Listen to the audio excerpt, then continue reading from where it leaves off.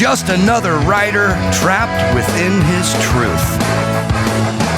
Adam Carolla. Yeah, get it on. Got to get it on the church, but get it on mandate. Yeah, get it on. Thanks for tuning in. Thanks for telling a friend. We love that about you. Spike Feresten, old friend, is in studio, the YouTube show, and it's a podcast as well, Spike's Car Radio, featuring Seinfeld, which pops up on that show quite a bit, and many other luminaries. And always good to see you again, Spike. Nice to be here. Good to see you. You've been on this show. You're one of the luminaries. I'm one of the luminaries. Now, I heard you guys talking about the 917. Yeah. And I spoke about it as well, but I'm interested in your candid opinion. Now, Spike goes back. Seinfeld wrote for Seinfeld, the Soup Nazi episode, a Pop-Tarts movie Unfrosted, recently. yeah, that was just out. Right. I want to talk about that for a second. Like, how does it work? So, does Seinfeld have the idea for Unfrosted and then calls you, or how does it physically work? Well, you know, we drive and get coffee a lot in Malibu, and one of the things that we spoke about since 2013 was this fake movie about Pop-Tarts, and we would just riff on scenes, come up with funny ideas, cast it, and we did that. Every year, a couple times a year, just for fun. But it wasn't until, I think, the pandemic, right around then, where we thought, you know, there's just a lot of depressing films out there. Why don't we do something silly? There's no silly movie out there. That Jerry went, well, why don't we give this Pop-Tart thing a try? And really all he was saying was, I'll give you 2 hours of time just to get on a Zoom with everybody. And at the very least, it'll be fun just to visit with everybody because we're kind of locked down and not seeing each other. And we called Andy Robin, Barry Martyr, and we got onto a Zoom. We had a great time. We looked at what we wrote, and he said, let's do it Thursday. And then suddenly we were doing it 5 days a week. Suddenly we had a script. Suddenly he said, I want to direct it. And he goes, you know what? I want to be in it. He goes, I'm taking it to TED at Netflix, and suddenly we're making it. Wow. That was the evolution. It's nice to do things. Yeah, it was just for fun in the beginning, which is the greatest kind of project there is because you didn't pitch it first, therefore you don't have anybody noting you at all. Right. We were able to write it, rewrite it, get it where we wanted it, and then take it in and go, this is what we want to shoot. Yeah, and it starts organically, which is you're just riffing and having fun. Right. What if there was such a thing as a Pop-Tart movie? Yeah, it was me asking Jerry, I think in a lull in conversation once, if you could get in a time machine, where are you going? I've never asked you this. Where would you go? And he goes, it'd have to be Battle Creek, Michigan, 1963, birth of the Pop-Tart. I said, what? Home of Kellogg's. I said, why? You don't want to see Jimi Hendrix at Woodstock? You don't want to go back and visit with the Pilgrims? He goes, no, it's the Pop-Tart. It was this obsession. So the 917, which you were a part of him acquiring back in the day, for those who may be uninitiated, the 917 is really like the coolest, most sort of bespoke race car ever. Now, there's different kinds of race cars. There's Corvettes that get turned into race cars, and there's Porsche 911s that get turned into race cars, and then there's bespoke race cars. And, you know, F1 are bespoke race cars. Those are just race cars. So the 917 is just a race car. It was not homologated. There was no street version of it. It's just a race car. And, there's eras. There's eras like heavyweight boxing and Playboy bunnies. There's just eras that are better than other eras. You know what I mean? I don't know what the era is for Playmates now, but I don't think it's as good as 1977. I just don't. There's eras. Heavyweights. I don't know what's going on in the heavyweight division, but it was not as good as Foreman and Muhammad Ali. It's just, they're ebbs and their flows. And this is the best time for a race car because it's kind of before the computer. Yeah. Not everything looked the same and was designed on a computer. It just was the best. And then there's liveries. And the Gulf livery. That's it. 69, I think the year the car was. Steve McQueen bought it, used it in the movie Le Mans. And that's about it. That's the top of the food chain for race cars. Porsche 917 Le Mans Gulf livery, right? And not smashed and crashed, which was important. Right. So this thing was used, and then, McQueen's company sold it off, and then some privateers had it. And then at some point, do you come across it, or you and Jerry come across it? No, I came across it driving down La Cienega. And it was at Symbolic Motors in a display window. And if you remember, I think this is right around 2000, 2001, nobody wanted old race cars then. Right. They weren't valuable. It didn't matter the racing history. They had been smashed and crashed and whatever, just get rid of them. There's no real use for them. So here's this car. It was old. Yes. It was sitting there.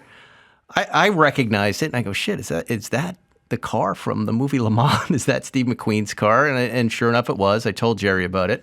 And he was back a few weeks later, and we went in and checked it out. And I still remember going through the loading. They moved it into the loading dock there and walking through and the gate opening and seeing this thing, that you'd only seen, models of, you'd only seen in the movie. And there it was. And we were awe-stricken. Oh, yeah. Awe-stricken by it. We stayed for over an hour just sitting and looking at it going, my God, how can this be for sale and no one has bought it yet? Yeah, we have, as a society, we have these weird ebbs and flows with old stuff and people too.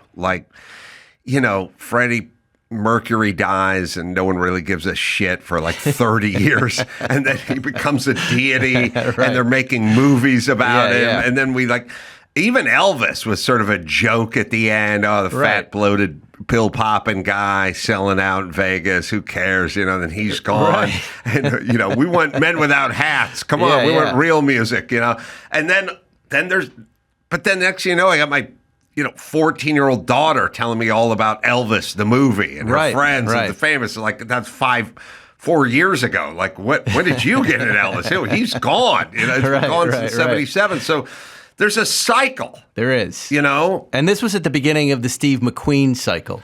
Yes. This was, and it was a friend of mine who really, my friend John, who a few months before said, Steve McQueen's house is for sale in Santa Paula. We should really go and buy it. And I'm like, why? He goes, Steve McQueen. Right. And I said, right. Good point. Good point. And it was at the beginning of this. Anything that Steve McQueen touched is now worth times 10 multiple idea.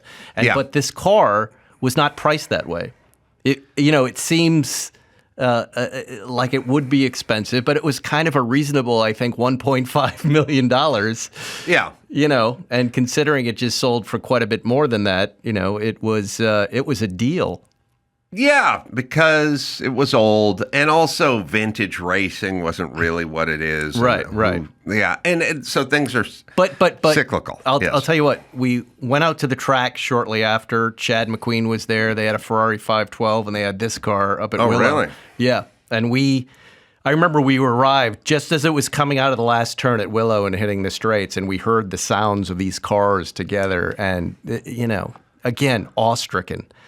I had not been to a historic race. I had never heard this thing in motion, and just the sounds just transported me back to, I felt like I was in the movie Le Mans.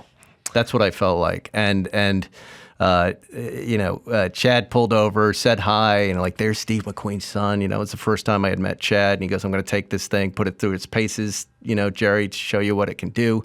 He gets on it, gets back in the car, gets on it, goes through goes around the third turn, the front wheel comes off. And the front of the car smashes down, and a bunch of the fender came off.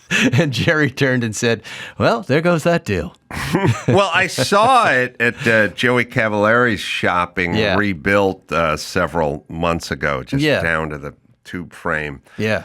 Of it. I mean, basically what the car looks like when it's completely stripped is, it's like if somebody took a bunch of EMT tubing, which is solid conduit, not flex conduit, just solid tube conduit. Right. And just made it into an outline of a car. Yeah. Just welded it all together, and you could stay in the middle of it and pick it up. That's exactly right. Essentially what it looks like. Like if someone is doing an art installation and they were just giving 3/4 inch steel tubing, and they go, "Oh, make it into the shape of a 917." Middle school shop class project, Right, is what right. it looks like. You Yes. would never know it's the car.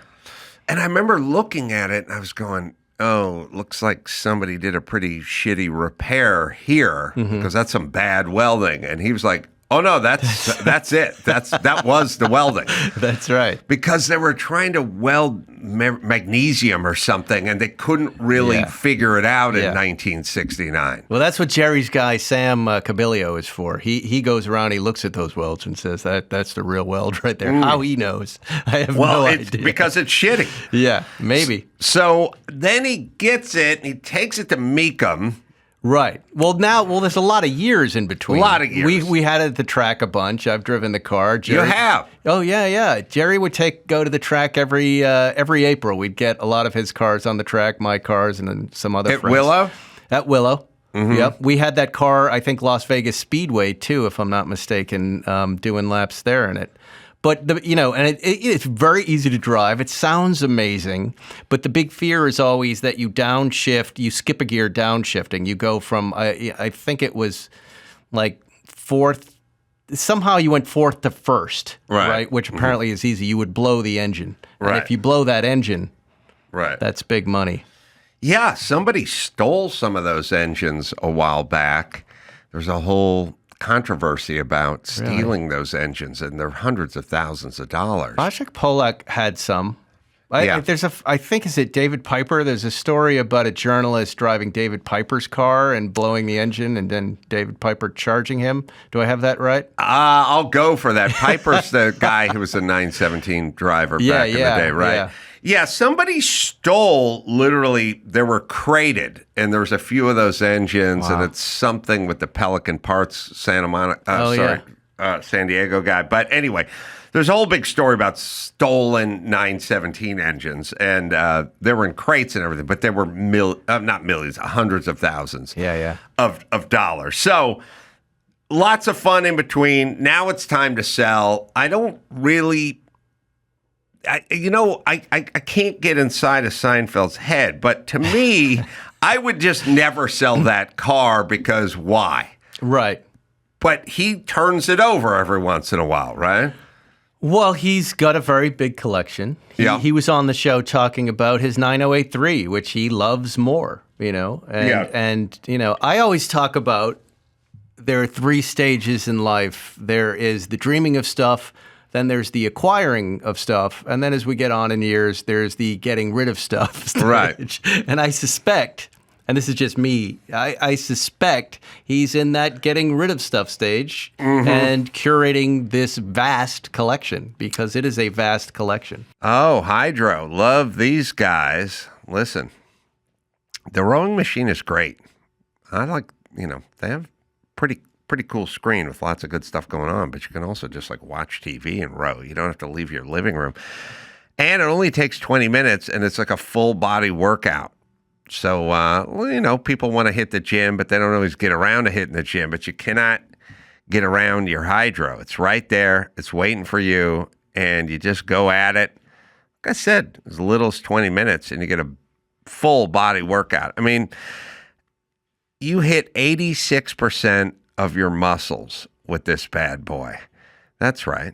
So do it. Feel good about yourself. You're working the legs. You're working the back. You're working the glutes.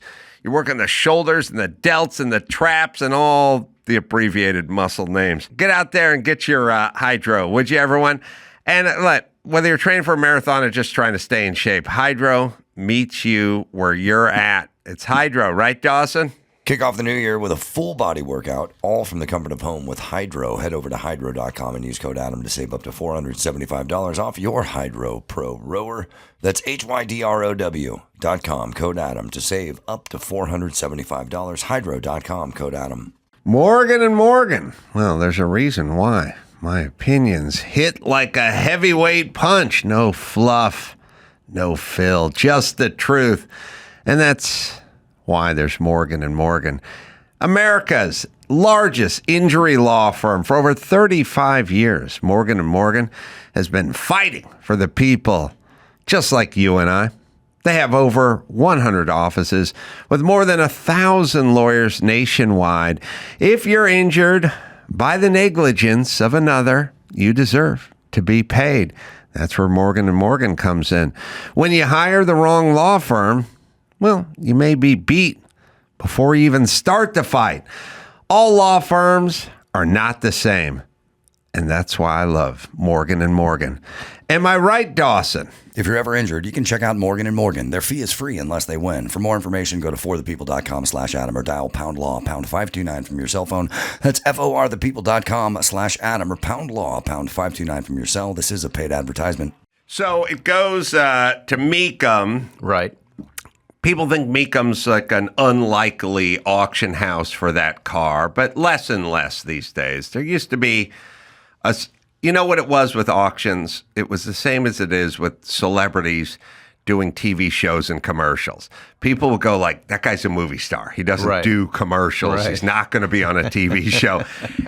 He can do a commercial in Japan where no one will see it, but he's not going to tarnish his reputation.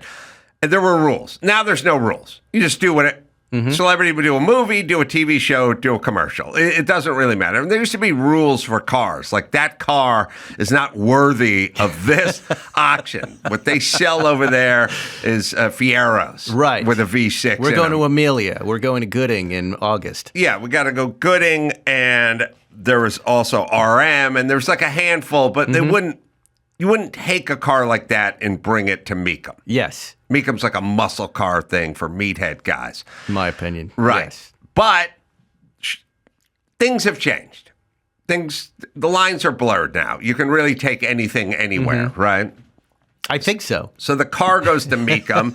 And by the way, it's sort of it's like a fat chick with the blowjob. Like they're going to try harder. You know what I mean? It's exactly like that. It's exactly like everyone wants a supermodel, but they're not putting the effort in. You want the effort. You want calories burned, I guess, if that's how you want to think of Dana Mecum. I'm not talking about getting a blowjob from Dana Mecum. What I'm saying is it sounds like you are. It was a metaphor, Spike. He's going to work that much harder to get that car out there. As I understand it, he wanted the car the most. That's what I'm saying. Yes, that's where the blowjob analogy comes in. That's what you want. So he blew Seinfeld. Right. For it. Yes. He gets the car and they put it up there, and it's now it stalls out at $25 million. Right. And I tell people all the time, look, you don't just take a car like that with no reserve. It's got a reserve. The reserve's got to be, look, we're not taking less than 25 for this, or 22, or whatever it is. But the real question is, was the auction legit? In what sense? Was it a car that rolled up and was going to be auctioned off that day? Yeah. Or was it one of those people bidding it up inside of the room to get it to this number, but was probably never going to be sold? You really need to ask Dana Mecum that question, because you don't know. How would I know that? But Seinfeld would tell I'm you. so distrustful of if that's even the right word. But I don't trust any auction house. Oh, you don't? I think most cars go off like that. Oh, really? Most cars go off like that. Yeah, I've seen the shill bidding. Out in Monterey. Yeah, of course. But what I know is only what Jerry said in the show, which is the car was sold after the fact. I was as surprised as everyone else was when it was hammered unsold or the bid goes on. That day, you think? No. No. That I'm not so sure about. That I'm not so sure about. And where are we? Because above the 25? I don't know. It's got to be above, because if it's below... I can tell you Jerry is very happy. He's happy? He's very happy. And he's looking for cars again. I was looking to buy more. He's looking to buy more. I tell him to look at my 935, but he won't do that. I think he sold his 935. He sold his 935. Yeah, again, I think he was curating his race car collection knowing he's going to be at the racetrack a little less, but there's plenty of race cars left. Plenty of race cars left. And he does street cars and race cars. It's kind of interesting. Yeah, it's just I would guess if you're at the track once a year and now it's starting to look like once every couple of years, why not put this back out to the world. He really feels like a caretaker for a lot of these, models that are, historically significant. And maybe he feels like it's time to release this stuff back into the world for someone to get out in the racetrack so people can see it. Yeah, I agree. Like at a certain point, you have enough money, you're shorter on time than you are on money. Right. And then you start thinking about legacy. And then you think about your custodian and your stewardship, and you kind of want people just to see it out there. Or it's as simple as looking in your garage and going, I'm not using these two things. It's time to get them out of here. I mean, that's how I curate my collection. I'm always like, if I haven't driven this in a year, it's just gathering dust. It's time to go. Let someone else enjoy it. Let's put something new in that spot that I'm excited about. Speaking of that, you got a 66 Triumph Bonneville motorcycle. Yes. That is at Bring a Trailer as we speak. Right. But the money is going toward what? 100% of the money is going towards Palisades High School Booster Club to help rebuild. Was that partially burned? Yeah, it was. 30% of it was burned. It's still closed, but they need money for the new space. They need all of the equipment was burned. All the sports equipment was burned. They need a ton of money for all of it. So this wasn't something I was thinking about selling. This is my personal bike. Bought, I believe, in the same year Jerry got his 917. And I thought I would just donate it to the cause and throw it up. There it is. God, nice. I love this bike. Sonny Nutter and I have been working on this bike forever. Every year, I would give him notes right before summertime, and we would try to perfect it. And about 4 years ago, we got it right. We put breathers on the carbs there. We changed the fuel cocks, and the thing has been starting in a couple of kicks for like 3 years. It's the greatest. Sonny Nutter was my gay porn name. I don't know if you knew that. So I don't know if it's the same guy or he's different. a flat track racer. He's a flat Sonny Nutter. He's 80 now, but he raced flat track, and he's the guy who works on this bike and a lot of great vintage bikes down at Santa Monica Airport. Flat track is great. Look and see the little cool mirrors he did on the side there. I absolutely love this bike, and this ride down to the airport for this photo session really gave me pangs of regret, but if you're lucky enough to win this auction, you can take delivery right on my show, Spike's Car Radio. I didn't know you were such a bike guy. I thought you were the Porsche guy and the car guy, but not the bike guy. I was a bike guy. Yeah, I started on motorcycles. I got a Hodaka Combat Wombat when I was 12 years old. Hodaka. Wow. Two-stroke. It wasn't my two-stroke. Yeah, my uncle gave it to me to use, and that kicked off a love affair with motorcycles, Hondas and Kawasaki's, and this guy, and now I'm driving a lot of electric motorcycles. Yeah, but I try to stay. I mean, I have kids, and I try not to ride a lot. Yeah, I get it. I had motorcycles, and at some point you have kids and you make money and you know whatever, and you just sort it's of not like the money, it's the kids. Start no, but I mean you have enough money. See, I was telling somebody this today. I had to drive a pickup truck because that's what I did for a living, and they're always shitty Japanese mini trucks, which you don't look cool in. It sucks on a first date. Right. Like it just sucks. But I didn't have the money to own a sports car and a truck. Right. So at some point, I realized you could get a Ninja 600 and look cool. Right. Even though it didn't really cost that much, because I bought one that was like 4 years old or whatever, and it wasn't that much. But no one knew I was a poor person when I was pulling up on my Ninja 600. Did you have that bike? I had two Ninja 600s. Me too. That was my first cafe-style bike. Really? Yeah. But you're exactly right. I just thought, wow, with my waiter money, I think I was waiting tables and going to college, I could actually buy this new. Yeah, I'm trying to think. Do you still have that bike? No, it's funny. Couple things.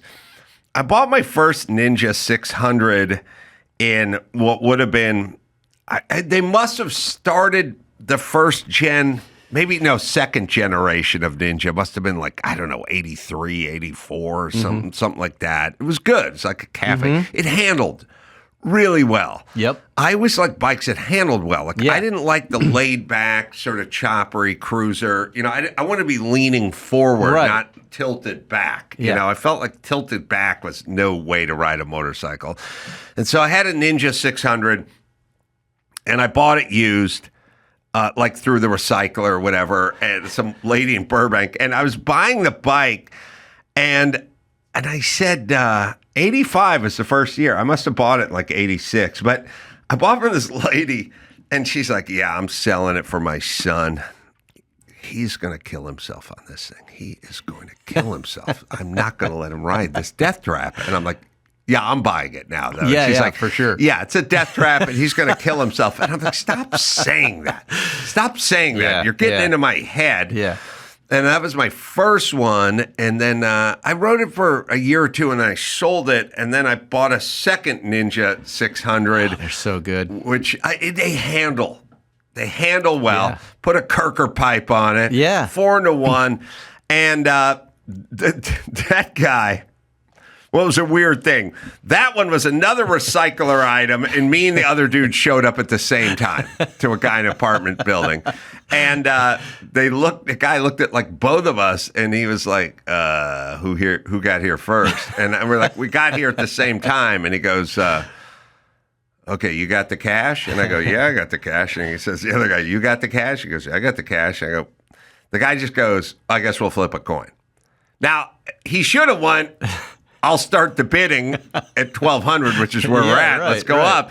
And he flipped the coin, and I won, and the guy left, and the guy's like, all right. Oh, wow. And I was like, listen, I don't have the cash. I said I had the cash, but I don't have the cash, but I'll get you the cash. I got that bike, sold it to a dude in the recycler, showed up with his girlfriend, got on it. She followed him in the car. He crashed it. Down my street. Wow. I watched him crash it. Wow. And then he pushed it back to my house. It's the red, white, and livery. Red, white, and blue? Red, white, and blue. Yeah, really cool blue. It's unreal. I still remember my first ride in my hometown in West Bridgewater, looking down at the Speedo, going, God, I'm going 90. What the hell? I had been driving like a Honda Nighthawk 450. Wow. Right? So just a simple, inexpensive bike. And I got on this Kawasaki, and I went, oh, and my life just changed. They handle, man, and they're fun. I rode that in the snow in Boston while I was going to school. Yeah. I took it to work where I was a bartender at Legal Seafoods, and I would ride in the snow slowly, but I'd ride it in the snow because I was saving money. Jesus Christ. It was good. And then, Boston to the Cape for the summer, working and waiting tables down there, back and forth. It was fun. Motorcycles work. They'll get you around. Yeah. And I could remember, like, I had a Honda 404, and I would put like 60 cents of gas in. Right. Maybe not. Like maybe a quarter. Right. Like, I mean, gas was, 92 cents a gallon or something. I'd just go and get half a gallon. Yeah. Literally give the guy change. Right. And put half a gallon in that thing. I would always think too, like, can I survive this ride? Mm-hmm. So it would be Friday night at 3 a.m, and I'd go, I wonder, after going out with my friends, I wonder if I could get down to the Cape for tomorrow morning. I wonder if I can survive that drive. Yeah. I had a weird death wish on that bike, but still, I don't know about you. I've never crashed. I've been riding since 12 and never had a crash. I had a couple of near misses, but I've always been, and I always rode, aggressively, right. like I always split lanes, and I was always go right up to the front of the signal, and I was always like making time, like I drove with a kind of urgency, like here we go, like let's go, and so I was always trying to make good time, but I was never, I had some close calls, but I never got clipped, and I never had anything. I've had maybe one of the few people who's had 3 motorcycles towed. Wow. Yeah. That's hard to do. It is. It's hard to do, but I did it. I had 3 different motorcycles towed. Yeah. Well, there's also, Leno, I always ask motorcycle riders, how do you live on a motorcycle? And he's crashed a couple of times recently, but he said, you never get on a bike when you're late. Great tip. Oh, super. good tip. That's a super tip. My friend Scuzz in high school, who lost a brother in a motorcycle accident, his tip was also instrumental. He said, you're going to die in intersections. He goes, you exterize every intersection you're in. And I found that to be a great tip. And then I thought, I've beaten the odds. I can hear your listeners out there, viewers, going, yeah, well, now you're getting older. You're right. I've kind of beaten the odds, and I've slowed down to kind of eliminate most of the risk.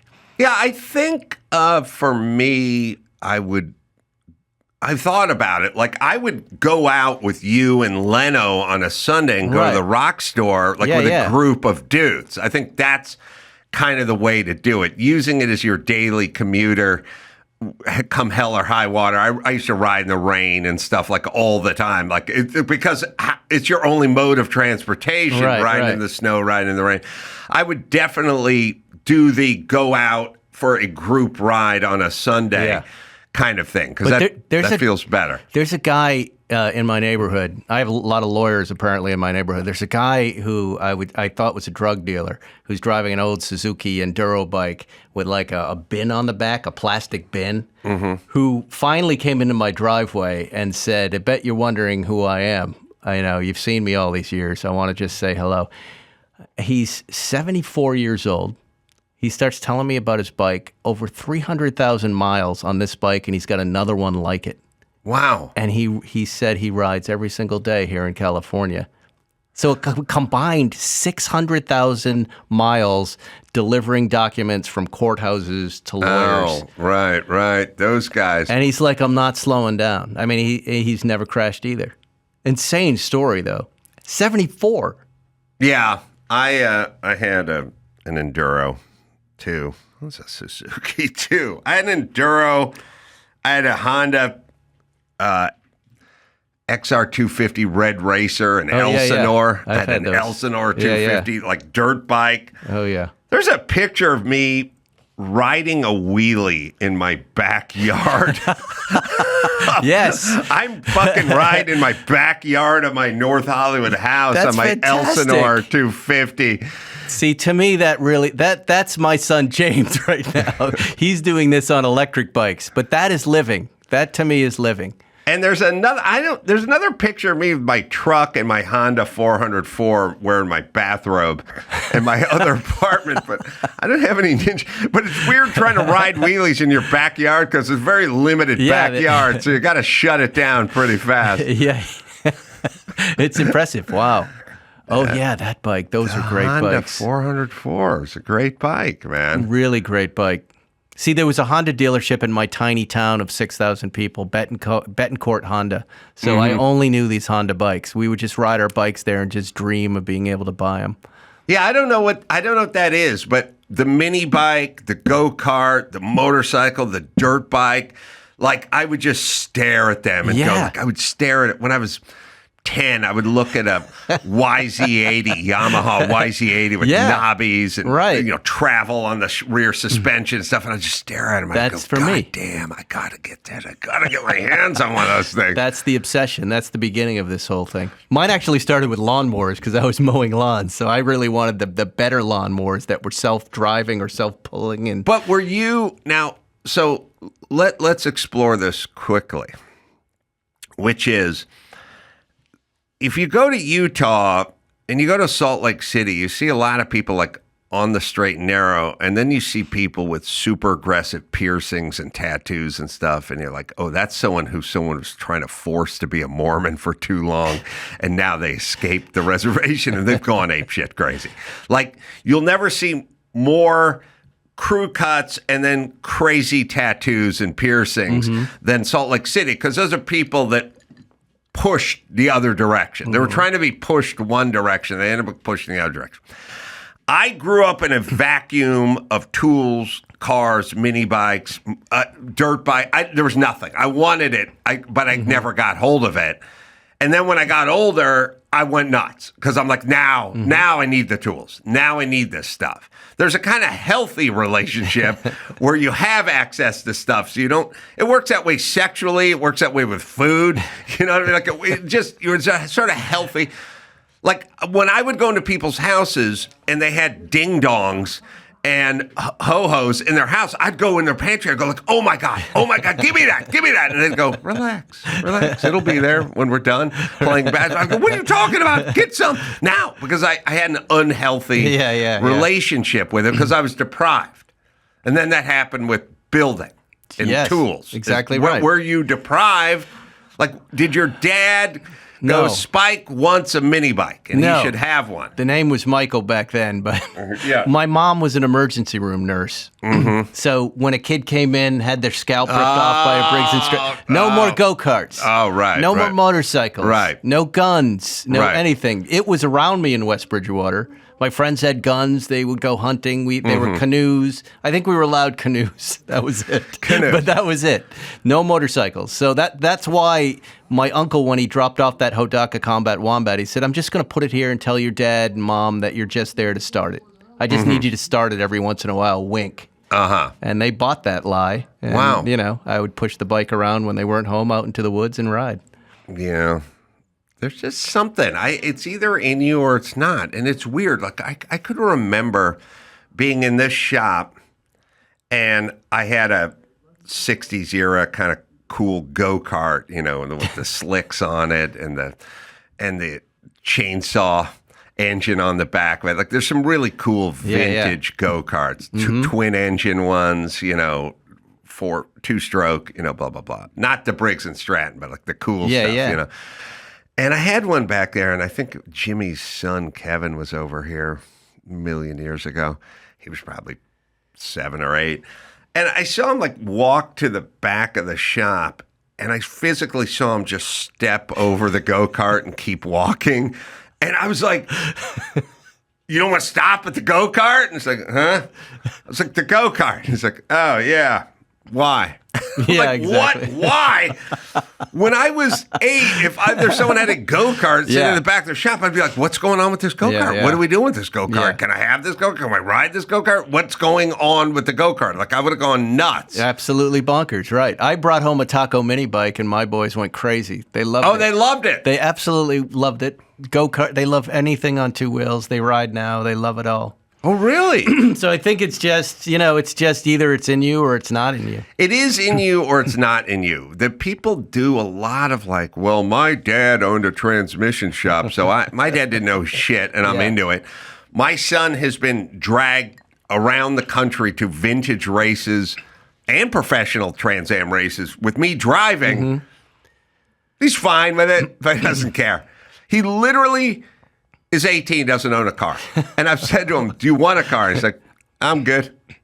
Now, Now, he sprung from my loins. Yeah. My loins, been exposed to all of it, fine with it, doesn't need a car. Excuse me. It sounds like he's happy. He sounds like he's happy. He wants to be, my car represented me getting away from my parents. Yes. Who I love, but still, I needed to get away. You needed something. It's true. I need to get to a city, because I knew I was going to be happier in a bigger city, Boston, New York. Yeah, if I had a 75-inch TV with 7,000 channels on it, I might not need to get on my red racer. No, he loves you, off. And he wants to stay close. And that's nice. It's a happy thought. Look at what you've done. That's a happy thought, Spike. All right, let me give you a plug, Spike. The Triumph, all the years I've known you. Yeah. Always just thought you were a car guy. No. And kind of with an emphasis on Porsche. We've never really gotten into the whole motorcycle part of this. Here we are. And here we are. All right. Oh, real quick, just because I was talking about it, my audience is going to be mad. When Jerry was making fun of me for not looking at my 935, I know you're being polite, but... Did he do that in my show? Yes. He did? That's on him. Isn't that on him? That's got to be on him, Spike. You can't just go up to registers and go, what am I going to do once I see the car? How's that going to change it? It's a car. It's a 935. You know Jerry, and everything he says is a bit. It's all a bit. Is everything a bit? Everything's a bit. I try to explain to my wife when she gets mad at me, I'm just trying a bit. I'm just trying something. Don't take it personally. I think there might be comedy there in wife behavior, but maybe not. No, I agree. People, my sister should get that too. Just a bit. I didn't call your kids Nazis. Anything he's saying on my show is a bit. It's a bit. Yeah. All right. Well, good. the Bonneville Triumph 6.6 on Bring a Trailer. All the proceeds going to the Palisades High. That's right. 100%. 100%. Even Bring a Trailer, Randy Nonnenberg is donating his fees. Gianni Cabiglio, who took all these great pictures, and Sonny Nutter. Everybody's waived their fees to make this happen. So thank you, folks. Doing the Lord's work. All right, we'll take a break. We'll bring in Mayhem. We'll do some news right after this. Homes.com knows that when it comes to home shopping, it's never just about the house or condo. It's about the home. And what makes a home is more than just a house or property. It's the location. It's the neighborhood. If you have kids, it's also schools, nearby parks, transportation options, all the above. That's why Homes.com goes above and beyond to bring home shoppers the in-depth information they need to find the right home. And when I say in-depth, I'm talking about deep. That's right. Each listing features comprehensive information about the neighborhood, complete with a video guide. They also have details about local schools with test scores, state rankings, and student-to-teacher ratio. They even have an agent directory with the sales history of each agent. So when it comes to finding a home, not just a house, this is everything you need to know, all in one place. Homes.com. Homes.com. We've done your homework. O'Reilly. O'Reilly. Auto Parts. Wow. Yeah, you know the jingle.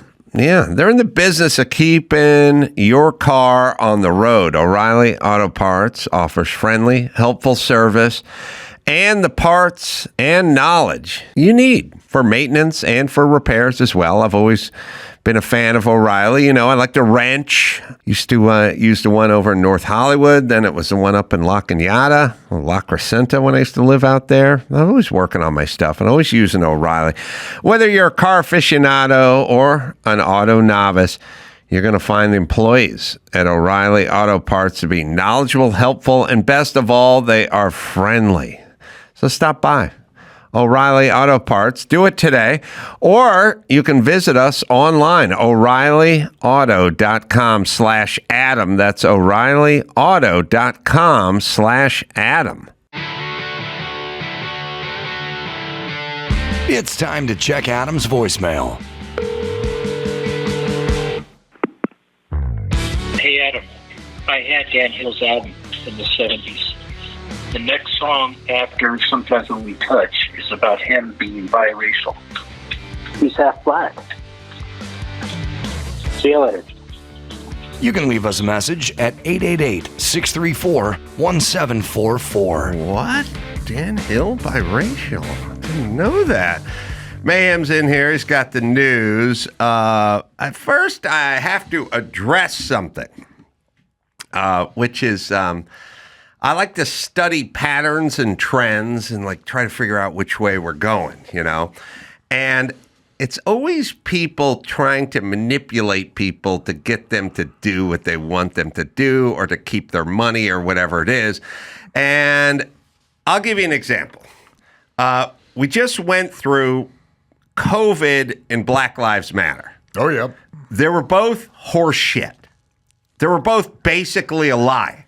Now, COVID existed and black people exist, but the whole way they won it was really just to prod you into doing what they wanted you to do and shaming you, very shame-based. Yeah. Because the deal was you were a racist if you weren't down with this.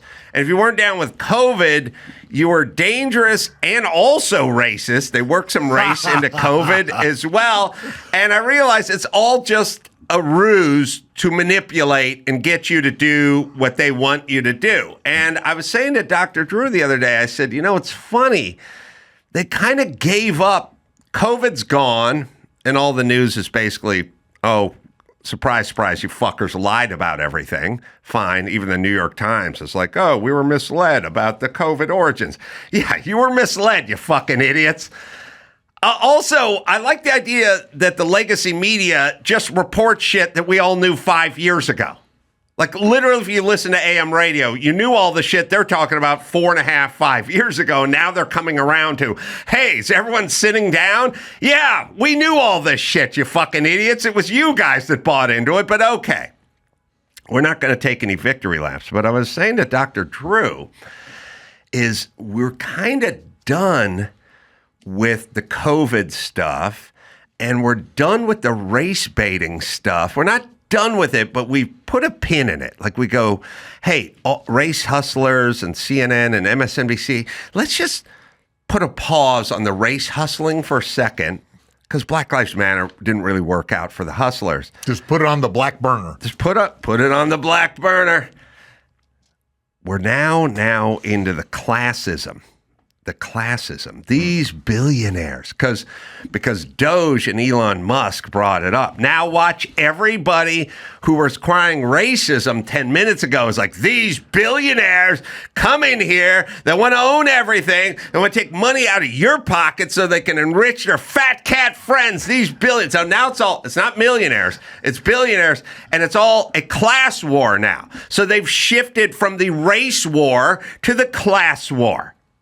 And that's why you're seeing it everywhere. You can't turn on CNN or MSNBC without them mentioning this millionaire. They'll do a little race. They'll go, this white billionaire, white. Oh, pardon us for being white, bitch. But this white millionaire wants to come in here and tell you, all right, so it's all that. So I sent out an innocuous tweet a couple of days ago after doing 2 shows.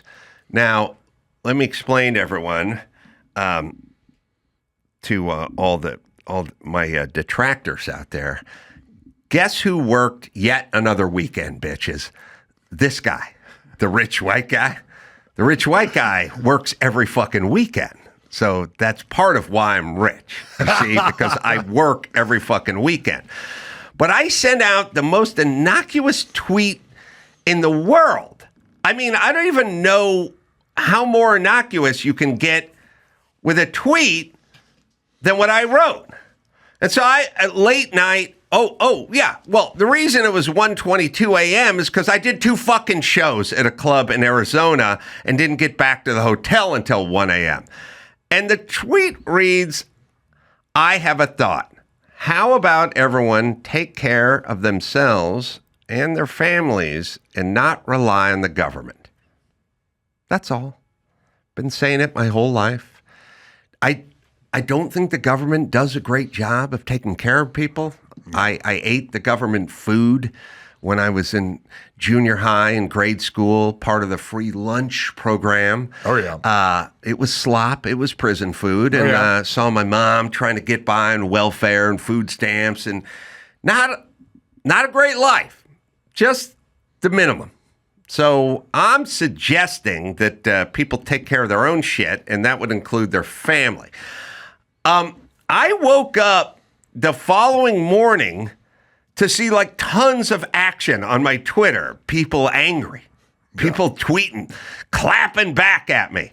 And I was like, first off, this was so innocuous. And, had a highball after the show. Hey-o. I was like, I don't know, what is all of this? I don't know what created this. Did somebody hack into my account and write something wildly controversial? And I literally sat in my hotel room in Arizona. I was like, what? Everyone's upset, getting tons of action. The thing's at 6 million views. What I write? It was like I passed someone and said, have a nice day. And then later on, someone, that guy's really pissed. And I'm like, what?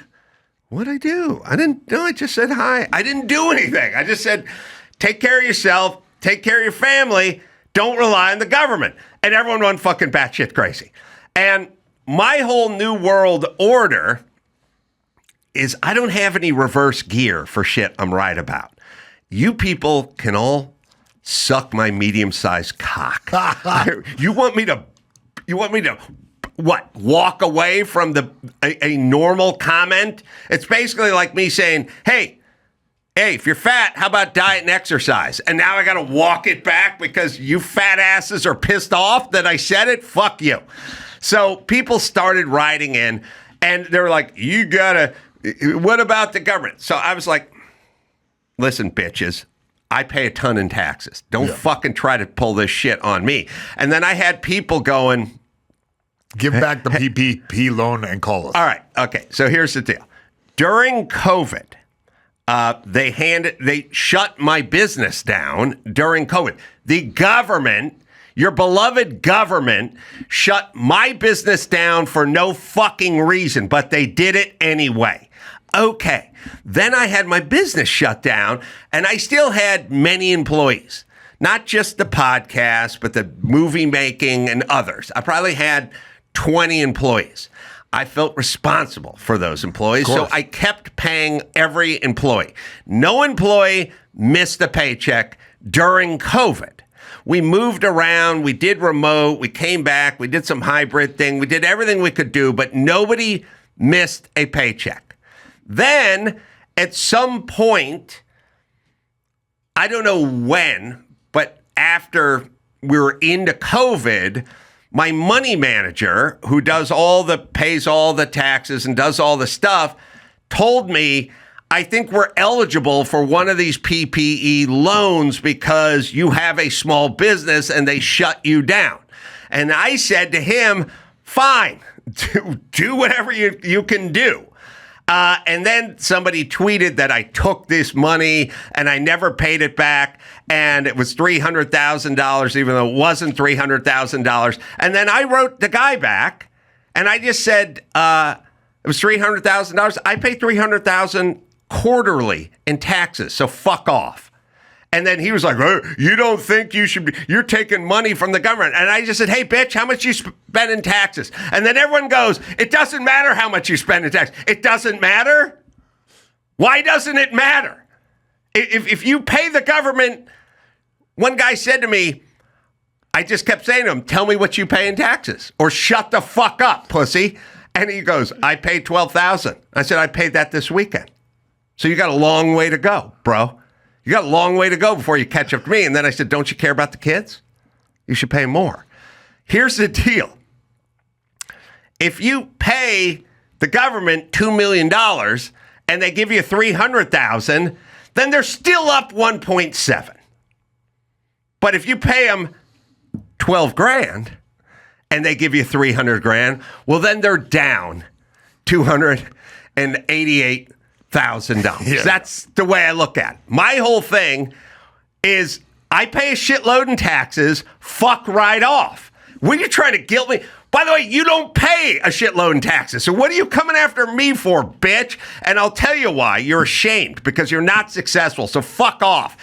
Calling me racist didn't work. Shaming me for COVID is not going to work. And this fucking shit where I work harder than you and make more money than you, it's not going to work either. I don't give a fuck.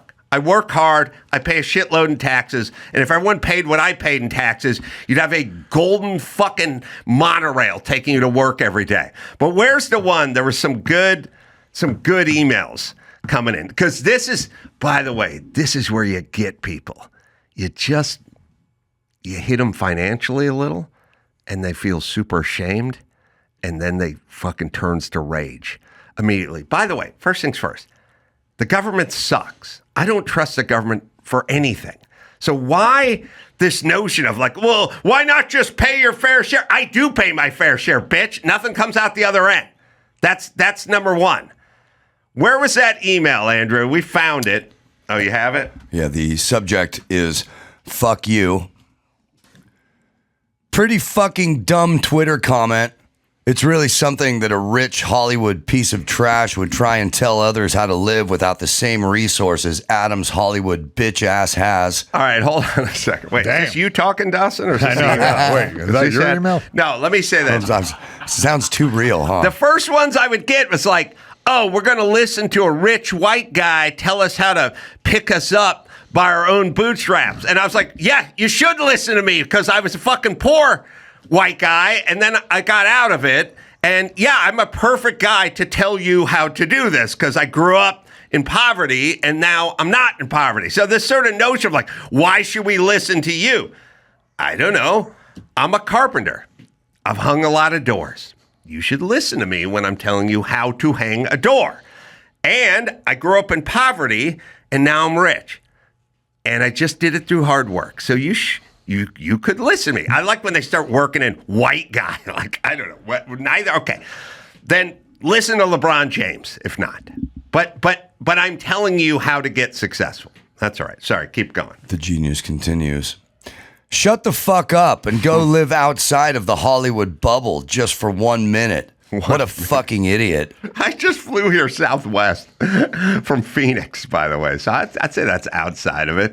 Oh, yeah, but people get enraged. I don't understand where the rage is coming from. How dare you tell people to just take care of their families themselves? Well, what's wrong with that? What's wrong with that? Because I shamed them. Okay. That's what you can't shame these people. It's why they don't tell the black community where are your dads. They just talk about white people. They've asked them where their fucking dads were, then they would shame them, and then they would get angry and they would not vote for them.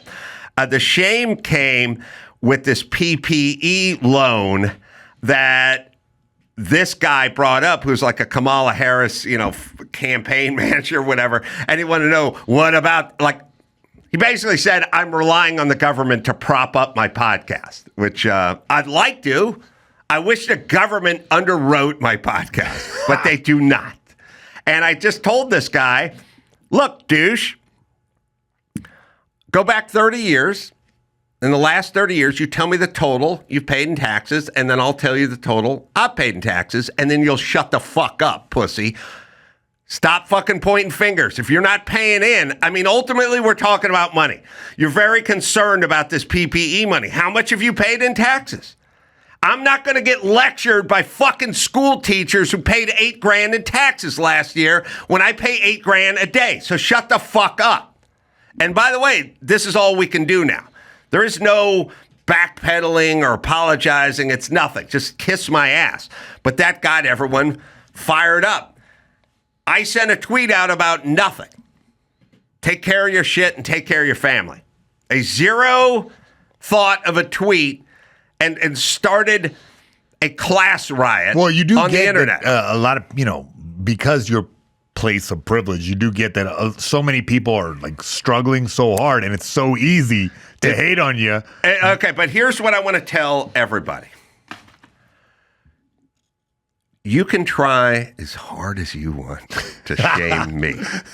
You can try as hard as you want. You can call me rich and white and Hollywood and elitist and out of touch. You can say whatever the fuck you want. It will never work. It'll never work because I know what I did. And I never went to college, and I dug ditches for a living, and I drove every piece of shit pickup truck there was, and I work every fucking weekend. There's no possible way you can shame me. Yeah. That's the problem. You're a strange target. You're not a product of nepotism or nobody really handed you anything. You went out and got it. So it's kind of American dream. And I was discriminated against for being white. That's true. When I was trying to be a fireman. So there is nothing. You can get to certain guys. Like Dr. Drew's dad was a doctor. You can probably hit him a little. Well, you went to college, and your dad was a winner. And Mark Garagos, his dad was a lawyer. Yeah. Now they're still successful and they still bust their ass, but you can get them a little bit, right? But you can't get me. Yeah, you can't. There's nothing. I know. Yeah, there's nothing. No one was poorer than me. Nobody was poorer than me, and nobody dug more fucking ditches than me. So it's impossible. But keep trying to shame me, bitch. All right, sorry. News. Where the fuck were we? All right, well, on that great note, let's get into the news. A Columbia professor marched for Hamas and received millions in public funding. In a concerning development at Columbia University, neuropsychologist Jennifer J. Manley, a faculty member, has come under scrutiny for her involvement in pro-Hamas demonstrations on campus. Many participated in a human blockade aiming to prevent administrators from dismantling unauthorized encampments supporting Gaza. Over the past 2 decades, she's been associated with over $100 million in federal research grants, much of which focuses on controversial. Right, but everyone is trying to tear me a new assholes, not interested in her hundreds of millions of dollars in federal grants. They're worried about my pittance as a business owner and employer. Trying to stay open during COVID, which was imposed upon me from the government. And then the government offered up this PPE money. That's the best part. And I didn't even go after it. My accountant, who did his job, went and said, look, if we're owed money or we can get money, then that's his job to go get it. Yes. But by the way, I just survived a fire in Malibu. The same guy is talking to the insurance company, and he's going, hey, man, Adam's been displaced. How does the homeowner insurance work? Could you pay for a hotel room? That's not him ripping off the insurance company. That's him getting money that's owed to me or that was offered by something I didn't create. Thank you. Yeah, Manley's work is lavishly funded by taxpayers. Most recently, the National Institute of Health gave her and her team $700,000 to produce work linking racism to brain disease. Oh, really? Yes, as a part of the grant. They published an article implying that blacks living in states of high lynching proportions experienced higher levels of C-reactive protein, CRP, a factor associated with greater risk of dementia. We have a clip, I think. I believe so, I think we have We her. shouldn't blame people for their lifestyle choices in terms of their brain health, but instead think about policies and how we can improve brain health from the public health perspective, repairing intergenerational impact of racism and discrimination, that any biological differences are driven by racism and structural and social disparities that are not just in the lifetime of the person, but also prior to us being on this earth. Racism is essentially the pathway through which race is biologized. I can't say that word today, but yeah, that's how it's done. I kind of feel sorry for these people because they're sort of sad and brainwashed and weird, and we fucking made a society that just makes them feel like every road, it's like racism is the hub, and every spoke just goes to it, and they have to see everything through this prism. It's got to be a shitty life. Yeah. I mean, I looked into this, and what she's describing in these things, it affects the black community, but she's describing the fact that when you live in the hood, your grocery store is 7-Eleven. Like you're not eating the best food. You're not, you don't have the means to do that. So as somebody who grew up poor, I just know that the cheapest food was the food that you got. At some point. I mean, I was talking to Callie Means about this in Phoenix, and we'll run that tape a little later. But this thing of like it takes a lot of money to eat right.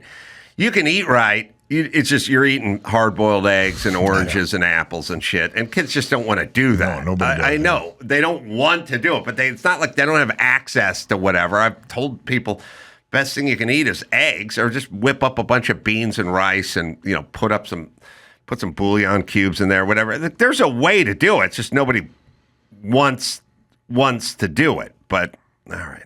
Yeah. Well, we're going right into another story.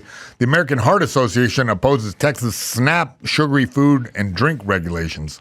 In Texas, a heated debate is unfolding over a proposed bill that seeks to restrict the use of SNAP benefits, or food stamps, commonly known as food stamps, for purchasing sugary drinks and processed snacks. Yeah, so the problem is these corporations are corrupt. So the Heart Association, even the NAACP, they've all been bought by Pepsi and Coca-Cola and whatever. And you're going, why would this corporation be a champion of kids drinking soda? And the answer is they're bought and paid for. So we can no longer listen to these institutions anymore. So there's a thing. It's like it's interesting. They start these institutions, right? And then you listen to them. You go, where did the virus from COVID come from? And you go, I don't know, did it come from that lab? No, the NIH says it came from a wet market. And you go, oh, the NIH said that. Oh, okay. And yeah, so the CDC. And you're like, oh, they both think it came from a wet market, not from a lab. No, they said that. Like, oh, okay. They're corrupt. They're corrupt. It's like you start a group like the Southern Poverty Law Center, and they go, oh, they've declared PragerU a hate organization. PragerU's a hate organization? No, you're corrupt. You've started a group and you're being purchased. Mm-hmm. And now you're doing the bidding of people, and dumb people listen to you. What happened to the 51 intelligence experts that all signed the document that said Hunter Biden's left? Those are all 51 guys, former FBI, former CIA, those guys with security clearances. They all thought this, or they're corrupt.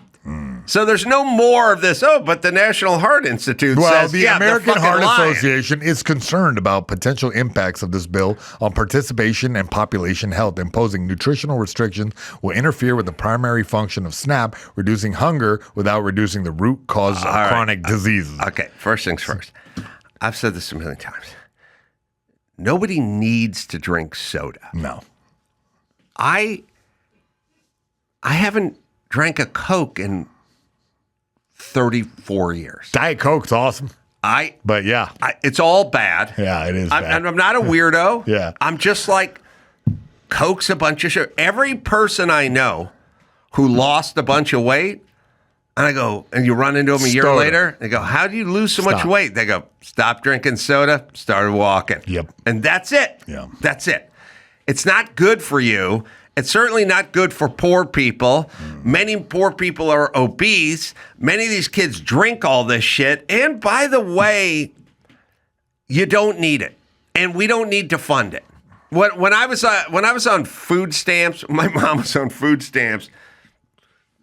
We went in the store once, and she tried to buy cat food with her food stamps, and the guy's like, "Yeah, well, you can't do that because that's for your cat. Yeah. This shit's for you." Yes. And we don't want you buying fucking cat food with your free fucking money we're giving you. So here's the whole deal. If we are paying for it, I know this shames a lot of people, we're allowed to make rules. And your kid's fat, and what I want to pay for is soda. Yeah. So good. Don't do it. Well, the argument against it is personal choice. Government assistance shouldn't come with excessive restrictions, to say. Yes. And I know. It's all...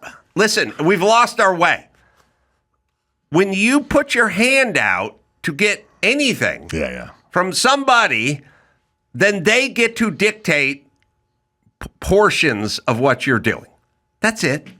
Just like if you wanted to borrow my truck to move this weekend, then I could go fill it up before you bring it back. And then you go, why do I have to? You don't have to. You can go rent a fucking truck. Yeah. But if you want to borrow my truck, then you can fill it up on the way back. And I'm allowed to say that. You know what you're allowed to say? I'm not doing that. Yeah. And then I'm going to go, good, then you don't drive my truck. That's how the world works, everybody. Yeah. They also say enforcement challenge might slow down checkout lines.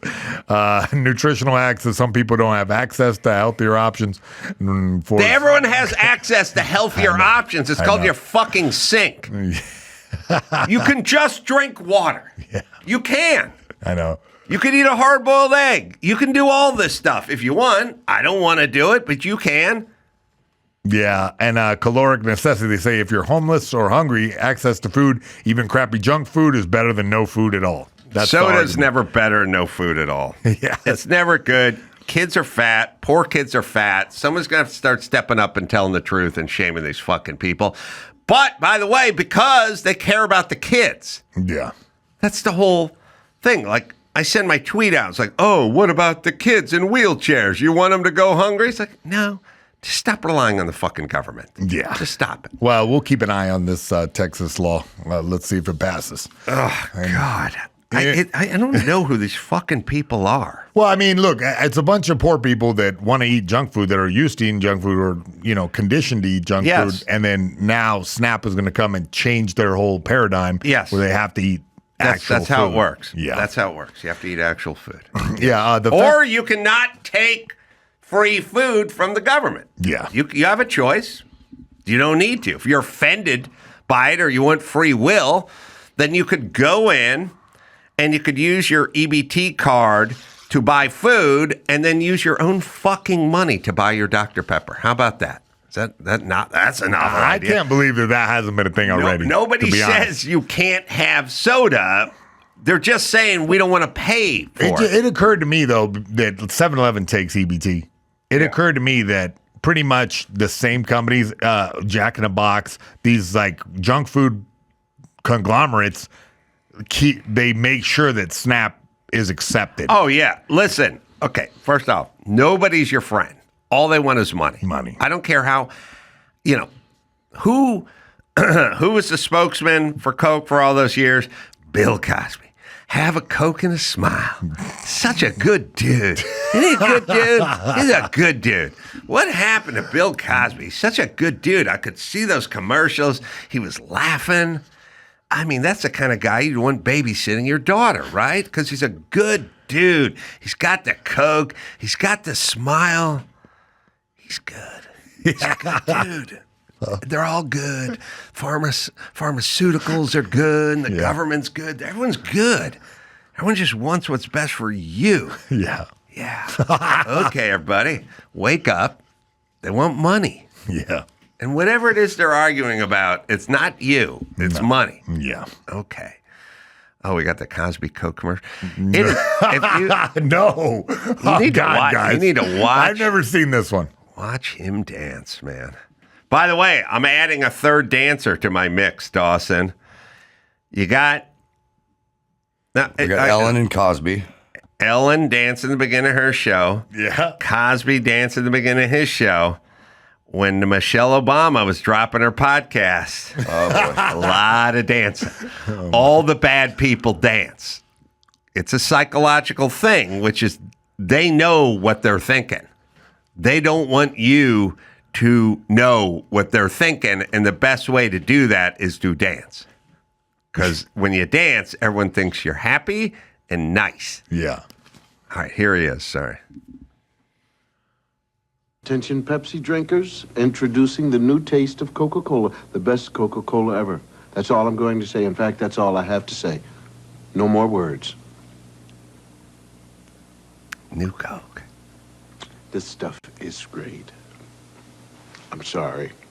I'm sorry. So affable. Wish he was my dad. He's America's dad. It's a good dude. I bet there wasn't really Coke in the can. Oh, man. That is creepy. He's a good dude. So, Michelle Obama dances, and Ellen dances, and Cosby dances because they're good. You know? They're happy, good people who just like to dance. And I love them some dancing. In other news, circling back to this one, a family of a New York City subway burning victim says Democrats need to answer for how the migrant suspect was allowed back into the U.S. Oh, you know what's crazy about this story? Yeah.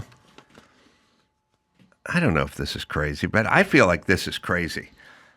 I was sitting around here and I was talking about removing debris. Debris. And then I was like, debris? I can't believe no one named their black kid Debris. It's a good name. Bree's a name. And they like to put the duh in front of everything, right? Deshaun and stuff like that.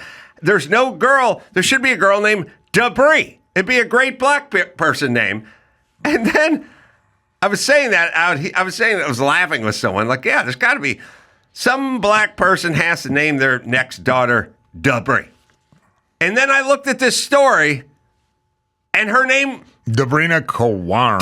57. Debrina. She was sitting by herself, believed to be asleep on stopped F train in Brooklyn in December when Sebastian Zapeta allegedly walked up to her and ignited her clothes with the lighter. It was an illegal alien who'd been formerly deported from Guatemala back to Guatemala. Lit somebody up. By the way, how much do you really care about being in this country if you're going to light? Like, what if I said, like, I'm going to go to Canada? Yeah, we'll keep a low profile so I can stay in Canada. I'm also going to light some commuters on fire. Like someone would go, you know what? Not a good plan for the low profile part of the whole thing. Oh, we have Michelle dancing. She's happy. She's good. She's got to be a good person. Look at her. She's having a good time. She's doing a podcast.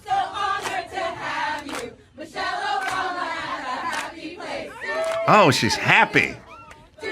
She's happy. That's like a $4,000 outfit. Talk about class warfare. I'm telling everyone.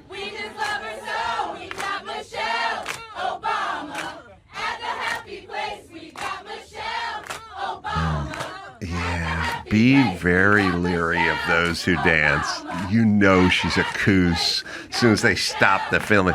And also, by the way, I wouldn't do it. If somebody said we're going to line a hall with sycophants and they're going to sing a song to you, Adam, and you're going to walk toward the camera and dance, I'd go, let's just do a fucking podcast. Can we just do the podcast? I don't want to do the whole fucking dance thing where everyone's like cheering me on as I walk down a hall lined with sycophant. Well, as somebody who danced to the ring all the time, I'm feeling very uncomfortable with your... Oh, you did the dance all to the ring? All the time. I danced with a bunch of Japanese schoolgirls. Like, that was my thing, bro. Oh, shit. I did Dancing with the Stars. Shit. I got to rethink this whole dance thing because now we're indicted. We're in here. Shit, you're right. Quaaludes. God damn it.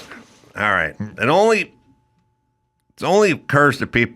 It only happens when I don't like the person. Yeah. So we got Ellen, we got Michelle, and we got Cosby. I'm telling you. There's something to that. I know. Cosby, you got to watch the beginning of that show. Knowing what you know yes, now. I know. He was just quaaluding chicks all the time.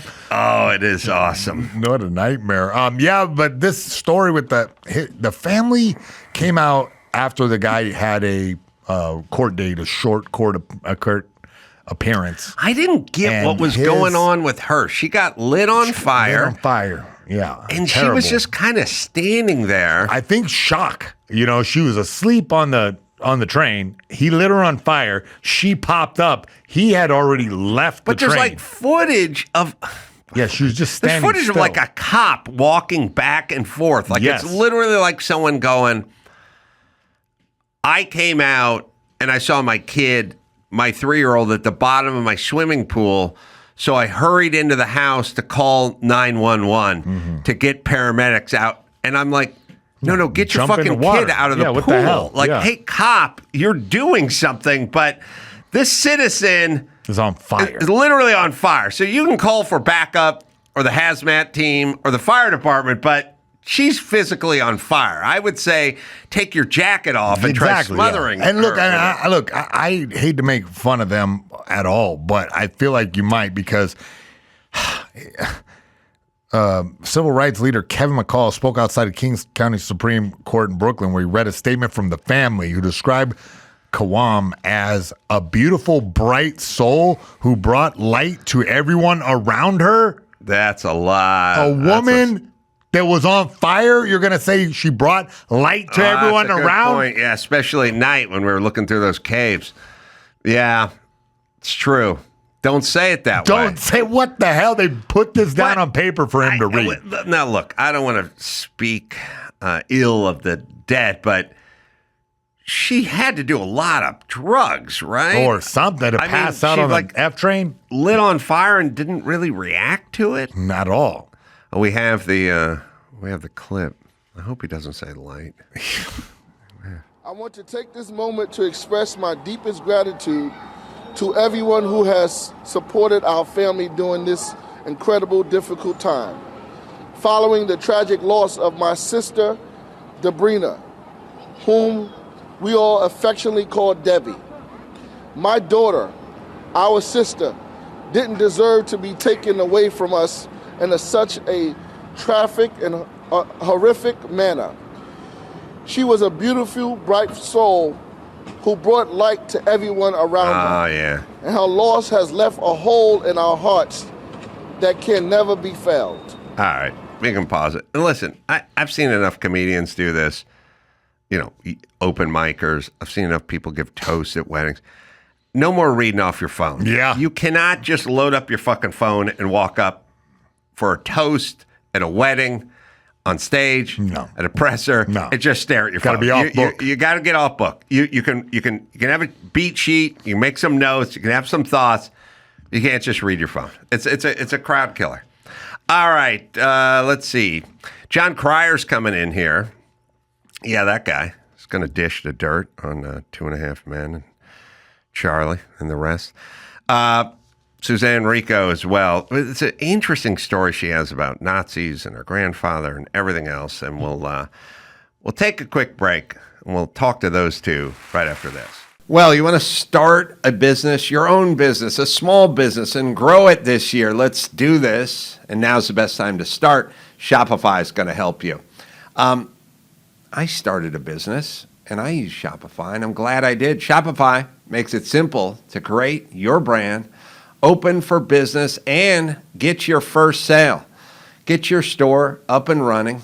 It's easy, and they've got thousands of customizable templates that can help you with all the details like shipping, taxes, payments, from one single dashboard, allowing you to focus on the important stuff like growing your business, because you want to be freed up to grow your business, not burdened with the nickel and dime stuff. Let Shopify help you with that.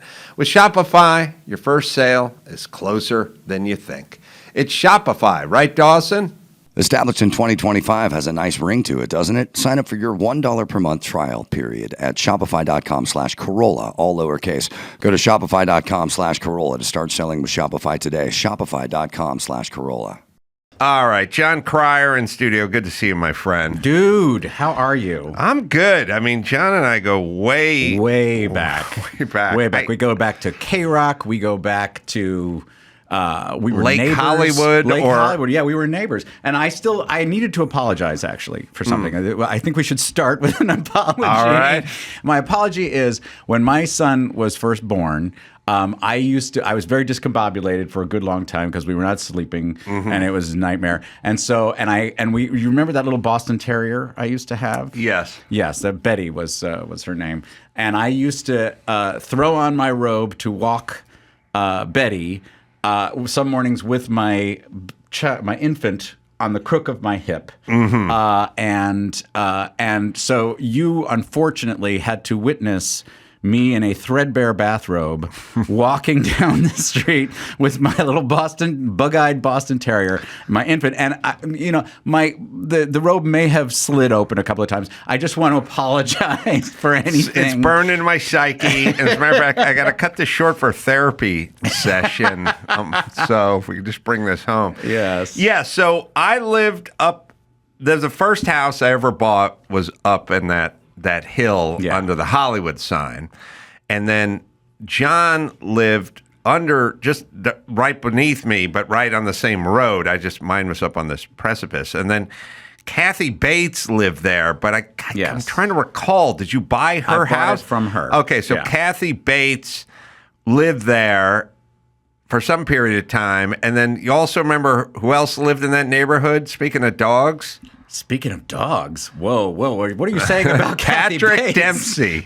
Oh, he did. Okay. Because Patrick Dempsey always had a Rhodesian Ridgeback.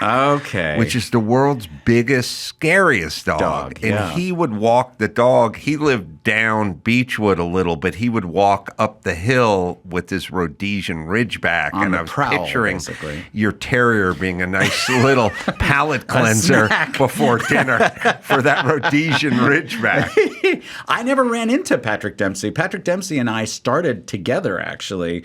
We were both in a show on Broadway called Church Song Trilogy. He was an understudy coming in right when I had started doing the role, and he was a juggler from Maine. Seriously, that was like what he did. He was a kid from Maine who juggled. It's so and I mean, it's unlikely that he became McDreamy because he was kind of like a scrawny, funny-looking guy who grew into McDreamy. Yeah. And when I knew him, he was kind of in between. Like, he was kind of out of work. It would have been, you moved in 97, 98 or something, somewhere. Probably 2000, I think. Oh, so I was there for a couple years before you moved in. Patrick moved in and was there around that time. And Patrick Dempsey, circa 2000, wasn't, his phone wasn't blowing up with all, movie roles and TV shows and things. It was like a little, and I don't know if because you had some ebbs and some flows, Sure. I imagine. Like, I remember I was famously friends with Molly Ringwald and Bob Ringwald and the dad and Beth, the sister, and Kelly, the brother. They all lived down the street from me. So I was at Pretty in Pink. Oh my gosh. Premiere. You were like, wow. Okay. I was there. Wow. I saw a video from that recently. And Fee Waybill from the Tubes interviewed me for a while. No, it was amazing. It was amazing. He's night. a weird dude. He's an odd duck, absolutely. But he was lovely to me. Yeah. And you were there for the premiere in Hollywood on that rainy night. Yes, I remember that. That was right after the shuttle exploded, the Challenger exploded. Oh my God! And I remember that I saw Cher there, and I saw the Psychedelic Furs. Obviously, were there. A bunch of great bands. New Order was there. And then I saw George Michael come out of the bathroom with a guy, and I was like, huh. That's odd. Anyway, yada, yada, yada. Totally wrote it off. That man was Patrick Dempsey. Yeah. So, now that's well, first off, go try to figure life. So it's 1985. I don't know, 6. When is that? Was 86. 86. Okay. So it's 1986. You're Ducky Boy. Mm-hmm. I'm going to the premiere because the Ringwalds grew up down the street from us in North Hollywood. Very humble home off an alley. Was that off Hartsook? The street I lived on was Hartsook, and the street they lived on was Hartsook, and I just lived 15 houses down, and I just hung out because I had a crush on her older sister, Beth. Oh, my God. So you could join the club, who had a cameo in the movie. Yes. She was like in the locker room getting taken away by one of the jocks or something. Or something like that. And she was dating the lead singer of the Rave Ups, I think, at the time. Band, the band was popular in the movie band as well. Right. And so also their mom, Adele. Sure. All she did was want to bake pie all day. All she wanted to do was like bake pie. Like, they lived in a house. Like, I knew they were in trouble because their house was smaller than our house, and we had a shitty house. And I was like, who builds a house? Like, they grew up in a house that was like 700 square feet, but like 3 bedrooms, And the kitchen was as big as a mop closet, and Adele would just be in there baking. And I would show up, and I was like, she was like, I make these pies. No one appreciates it. I was like, I appreciate it. I will eat your pies. I would just sit there and eat pies and talk about her daughters. I only went to the house a couple of times back in the day. You did go there. I did go there because she had her 18th birthday party there. Oh, really? Which I did get invited to. Mm-hmm. She and I were not actually wildly close. You didn't have a crush on her, like on set thing? Not so much. Not because it's not that I didn't like her. It's that we just didn't. She's kind of quiet and a little bit. She was a little bit remote at the time, and she was like the biggest thing on earth. I mean, she was like hugely famous at that point. And you were coming off of Broadway and doing other things, but not a name that people knew back then. And she wasn't like rude to me or anything like that. She just is remote. She just she doesn't feel the need to fill the air with words like I do. So I was like, this lady is frosty. Listen, I will say that it's an interest. First off, you would be surprised that this was her chosen profession. Yes, because she doesn't seem loquacious or, or an extrovert. Yeah. She seems like sort of quiet.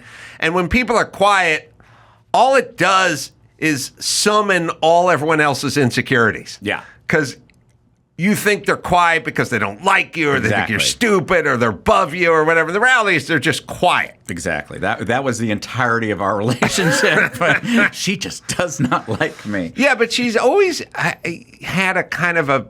Well, first off, I mean, she was probably a 40-year-old trapped in a 12-year-old's body. Yeah. Like there's an element of that. She's very smart, very and worldly already. Just Yeah. beyond what. It's not even an intellect. It's like this person who's living in this little house in North Hollywood is not long for this place. Like she needs to go somewhere else and do something more interesting than eat Adele's pies. I didn't have anything on my you just agenda. went to Glendale.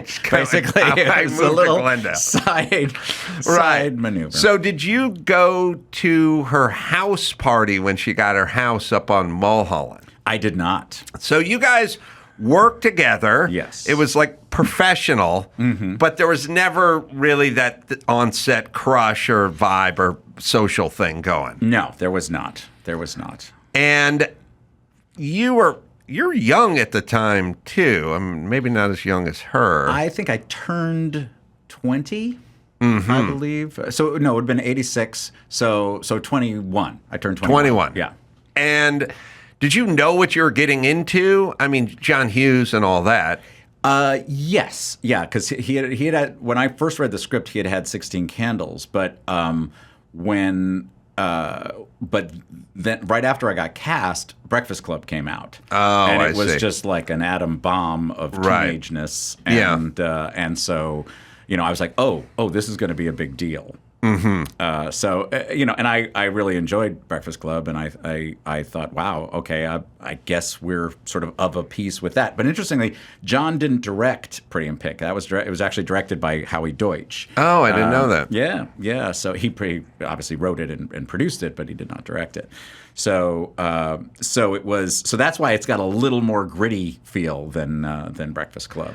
I think I always say John Hughes died young, and he doesn't really get his due in the pantheon of like great creators. Yeah. Weird Science, super funny. Planes, Trains. I mean, just classic, Planes, iconic. Trains, oh my god! I mean, oh my god, and, right? Not to mention Home Alone, Funny and pathos and everything. Like, just deserves more in the collective memory of society. Yeah, his teen movies, he really sort of had to work something out. He was really coming from, like, I think not feeling taken seriously as a teenager. I think that's why some of those teen movies got so serious. But then, he's doing movies about kids, and his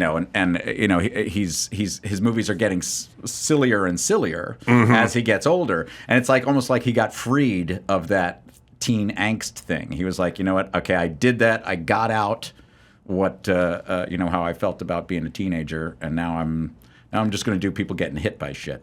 Died of a heart attack at 59. So I'm 59, by the way.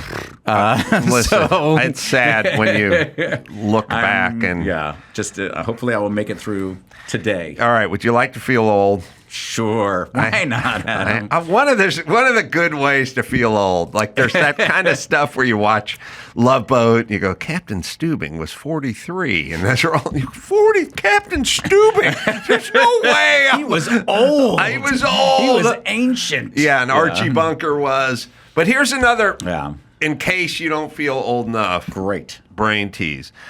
I was listening on the way into like the 80s channel on Sirius XM. And John Fogerty center field song came on, the Put Me In Coach song. And I was like, from 85. Yeah. And I was like, oh, that was a new hit. It's not a Creedence song. Creedence was all through the 60s. Yeah. And then 20 years later, Fogerty comes back and he does another album and has a bunch of hits on it. And in my mind, that's new Fogerty. Yeah. That's 40 years ago. New Fogerty is 40 years ago, and old Creedence is half as close. It was 20 years. So like from 65 to 85 is 20 years. From 1985 to 2025 is 40 years. Creedence was much closer to put me in coach. Yes, than we are now. All right, feeling old? I feel now you're old. I remember one thing that made me feel old already in the 80s was living through the 80s-ification of bands like Heart. Right. And, remember they had those amazing 70s guitar rock songs that were just, Barracuda. Right. And then these dreams gone. What happened to Heart? Yeah, no, there was an 80s-fication of everybody. Yes. Yes. I mean, I think the biggest 80fication you might you would study if you're teaching a class of this might be like Hall & Oates, because they had like Rich Girl and Sarah Smile in the 70s, and then it's Maneater and Adult Education and stuff. You're like, what the fuck happened over here? Oh, it got hit by the 80s.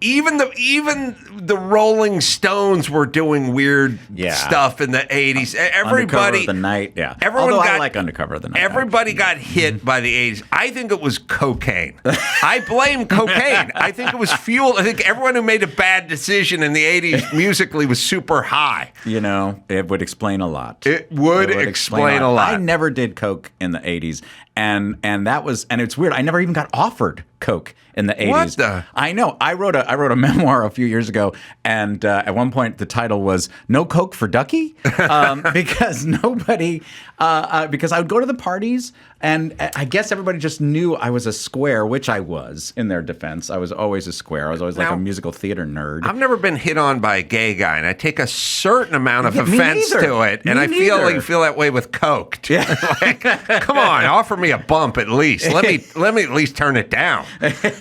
You never got hit on by a gay guy? Nope. I don't like it. Oh, you know what? Actually, I did get. I got groped by a celebrity who will remain unnamed. Really? Yes. Yes. A celebrity. So yes, I grope take here. it back. I take it back. Now, is this in the Ducky era? This was post Ducky. Post Ducky. This was post Ducky. This is PD? Yeah. So how long? I mean, and then you have 2.5 Men, which just turned into a phenomenon, which is weird. I mean, not weird, but I just mean because it was a terrible show. No, it was a fine show. Yes. But I'm saying it is interesting why certain things just sort of capture the zeitgeist and turn into something. And a sea of sitcoms, and everyone's trying to catch lightning in a bottle. Mm-hmm. And you going into that, did you have any inkling? Like the John Hughes stuff, you had some thought about because he was coming off of a lot of success. Mm-hmm. But 2.5 Men. No, 2.5 Men, you never know with sitcoms. It's alchemy. You never know what's going to work. Stuff that on paper reads great and everybody's howling, having a great time. You go up and it just goes, Right. But by the same token, stuff you read at the table and everybody's groaning, and then you get the right group of people and suddenly it sings. You just never know. So, and with that one, I had actually worked with Charlie Sheen before on Hot Shots. Oh, right. And he and I got along great, and I had already worked with Chuck on a pilot that didn't go. Again, one of those things that everybody thought was going to be and then no, of course, Chuck Lorre just didn't work. Yes, Chuck Lorre. And so this was me and Charlie, and it's never a given. That one had a lot of good auspices going in.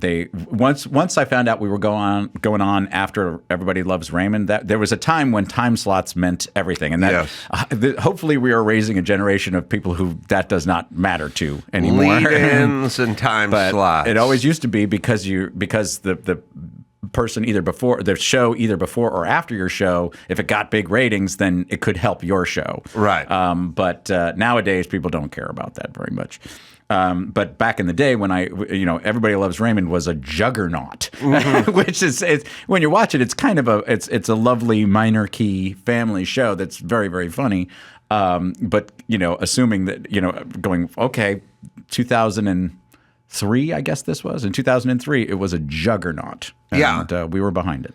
What were you doing I mean, you've always worked, but were you working a lot back No, then? actually, when I was your neighbor was the worst, the most fallow period. I don't think it had anything to do with it. But no, that was, I spent 3 years. I did a Becker.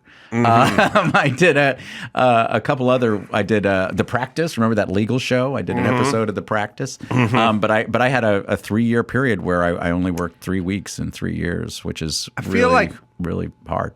I feel like maybe I cursed you and Dempsey because you both. We landed on our feet. I know. As soon as you moved out, yes, you got away from my radon gas or whatever it is I was poisoning you guys with. I liked that house. I liked your house there. I love that house. You showed me that, like, in your bedroom you'd built a TV into the ceiling. Oh, TVs! Yeah, I love TVs. They used to weigh a lot, so it was an issue. It was a real engineering feat. It was like the Panama Canal and the TV in your ceiling. 14 laborers died getting that television into my bedroom. Do you know that, John?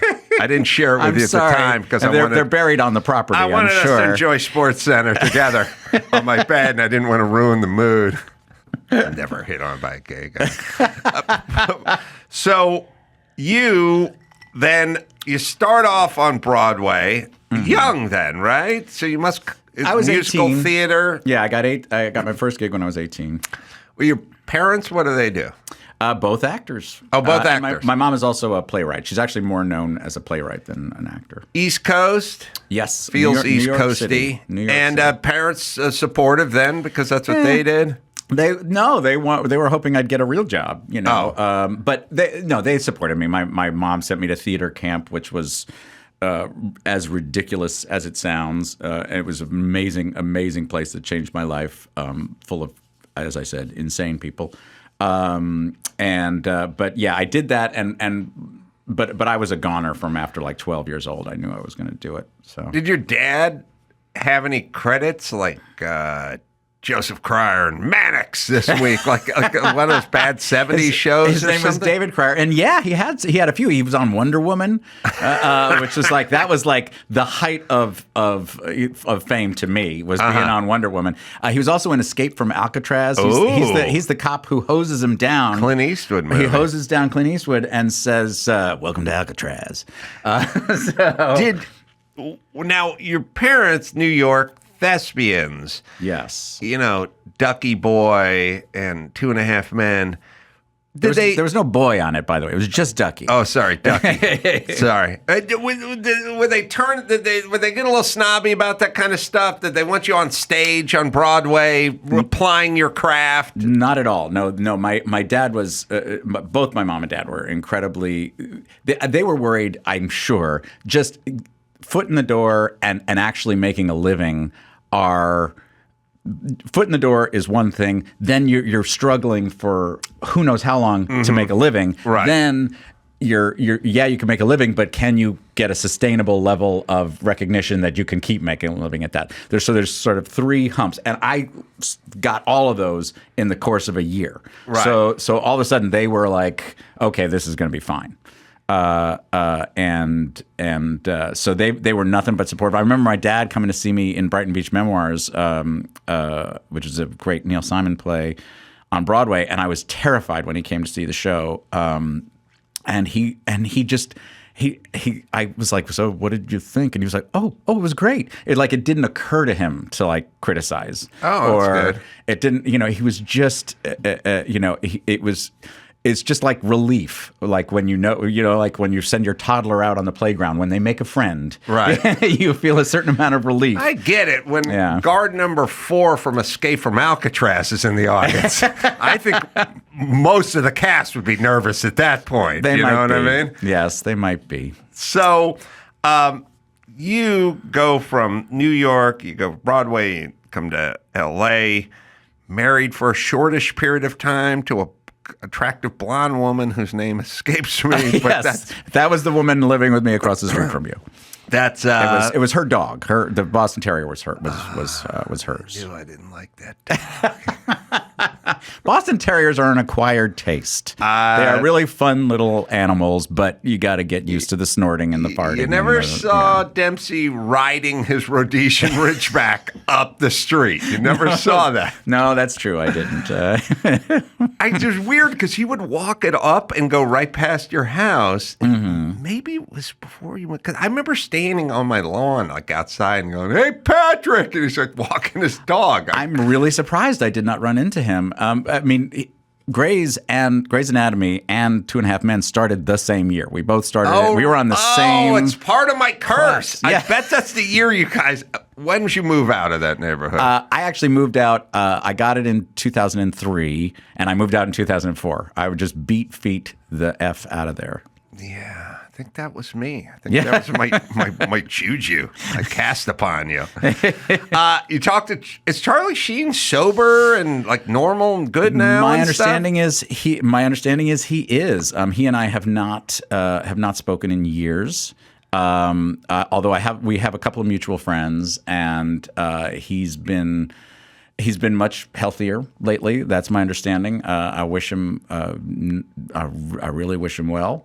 Every now and then people say, "Hey, let's get something." And it's like, God bless him. He did Bookie. Did you watch Bookie at all? Yeah. It was really fun. It was great. Angus T. Jones was on it as well, and they had a lot of 2.5 Men Easter eggs in that first couple episodes. Sebastian, he was a gambler. I think he was playing himself, wasn't he? In Rehab. Yes, and he was great. And he and Chuck, who had that famous falling out that created one of the biggest internet shitstorms ever experienced. I mean, it was one of the first internet shitstorms that I can recall. Yeah. And it was so weird to be in the middle of that, because it was like, this is a new thing that's happening. The internet shitstorm. I know. It didn't shitstorm. exist back in the Pretty in Pink days. Yeah. And so at any rate, he and Chuck famously, were incredibly combative. Mostly it was Charlie, lashing out at Chuck. Chuck was kind of like, huh? I don't know Chuck at all. Is he tough? Is he fair? Is he nice? I had a great experience working with him. It was great. He's wonderful with actors. He is in the writers' room. He's very demanding, and that's part of the reason he's so successful. He has incredible comedic instincts, and he and I just got each other. I got what he was trying to do, so that's why I think we got along so great. But no, the reason he and Charlie fell out was because Charlie was clearly using again, and Chuck didn't want to start the show back up with Charlie still using. He was saying, "You got to get clean so that we can start the show back up," because he was too erratic when he was using. Yeah, he was just too erratic. And what people don't really get is, like, when I used to work construction, if a guy got really high and didn't come in, it was just, you're short one drywaller. Yeah. But the entire crew didn't stand there waiting for the one guy to come in. And there's a lot of guys and a lot of gals and a whole ecosystem that's waiting for one person to come in. Yeah. And if that person doesn't come in, that's unacceptable. Yeah, we couldn't function with the way that he was. Was he just super erratic, like just not coming in and stuff? Well, interestingly, he was still great to work with. Charlie was never a jerk or anything on the set. Even he was, if anything, you could sort of tell something was up because he was trying to be super nice to everybody. But it was getting hard to write for him. The writers were having to write less and less for him because he wasn't capable but of also, delivering all. Remember, he was getting arrested, and we'd have to shut down for him getting arrested. Right. So it was. Plus, Chuck and Charlie had become incredibly successful doing this together, and they really liked each other and were good friends. And Chuck was worried that Charlie was going to die. Right. That was the biggest thing. So Charlie lashing out at him was really really painful for him. But the point I was making was that he was just in Chuck's show, and they've obviously reconciled, which is great in Bookie. Yeah. Listen, I don't know. I found this a lot with guys. I found guys, they get older and they just mellow out. Yeah. Some of it is sobriety, but a lot of it's just prostate growth, you know, and it's just all the dudes who were like the bullies and stuff are now bald and mellow, you know, and they got their dad bods and no one's proven anything anymore. But I noticed women get crazier as the years wear on, though.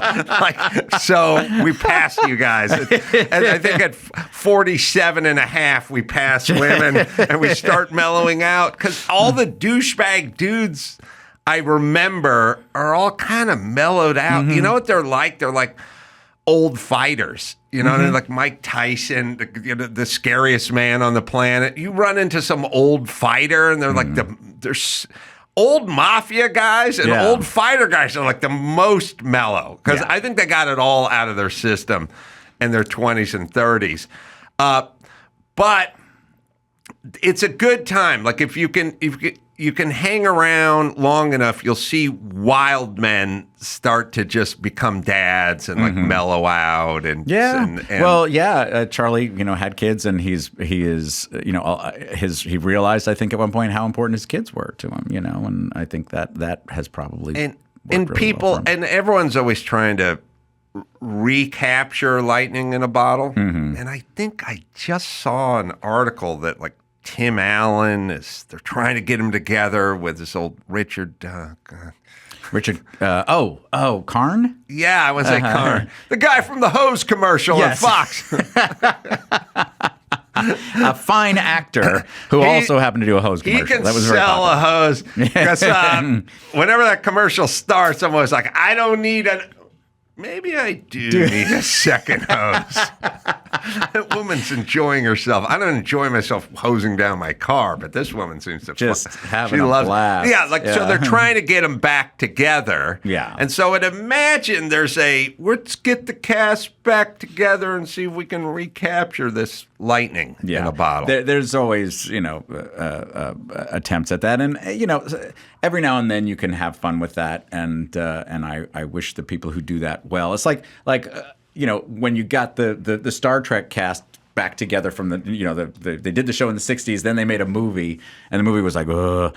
But then they made a second movie, and it was great. Right. So I don't want to write off any idea. You know, I'll always listen to things, but you know, I just don't see Charlie and I working together in a way where I have to depend on him for an extended length of time. I will happily meet him for lunch and we'll have a great time and we'd work together for a day. That would be wonderful. But an extended period of time, no. Even if he's put together 5 years of sobriety. Oh, maybe. I don't know. I mean, he had put together 2 years of sobriety when we started 2.5 Men.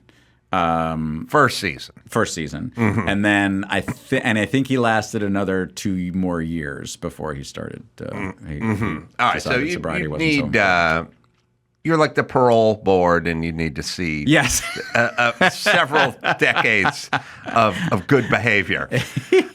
And so for you now, we have this podcast, and we're going to bring a partner in here in a minute and talk about it as well. And it's a very interesting, compelling subject for a podcast, and I'll reveal that when Suzanne comes in, and we'll talk about that. And so for you, how much writing and how much, like, okay, I was thinking about it earlier. Everyone heard Rosie'd moved to Ireland, you know. And first off, I think good for her. She made a proclamation. She backed it up. She left. A lot of people say they're going to do it, but they don't do it. But she did it. But then I try to figure out the finances of Rosie O'Donnell, and I go, she had the money, syndicated TV, daytime, tons of dough there. Okay. I don't feel like she's looking for work. Is she set for life? Is she choosing not to work? And I would say the same for you. Can you just pick and choose your roles and your moments? You good? I'm not saying brag about how much money you have in the bank, but I mean, it's fine to go, I worked real hard for a lot of years and I'm good now. So I can be selective about projects. Yes, I don't know her particular situation, but the hopefully she saved her money because that's the secret in this business, Right. is save your money because it's not always going to be coming in. In my case, I hit the lottery. I absolutely hit the lottery, and now I just do the stuff that I love. In a way, I've always said, the best money is not F you money, it's F me money, meaning I can do whatever I want or not do whatever I want. Yeah. And in a strange way, I think you should find, so when,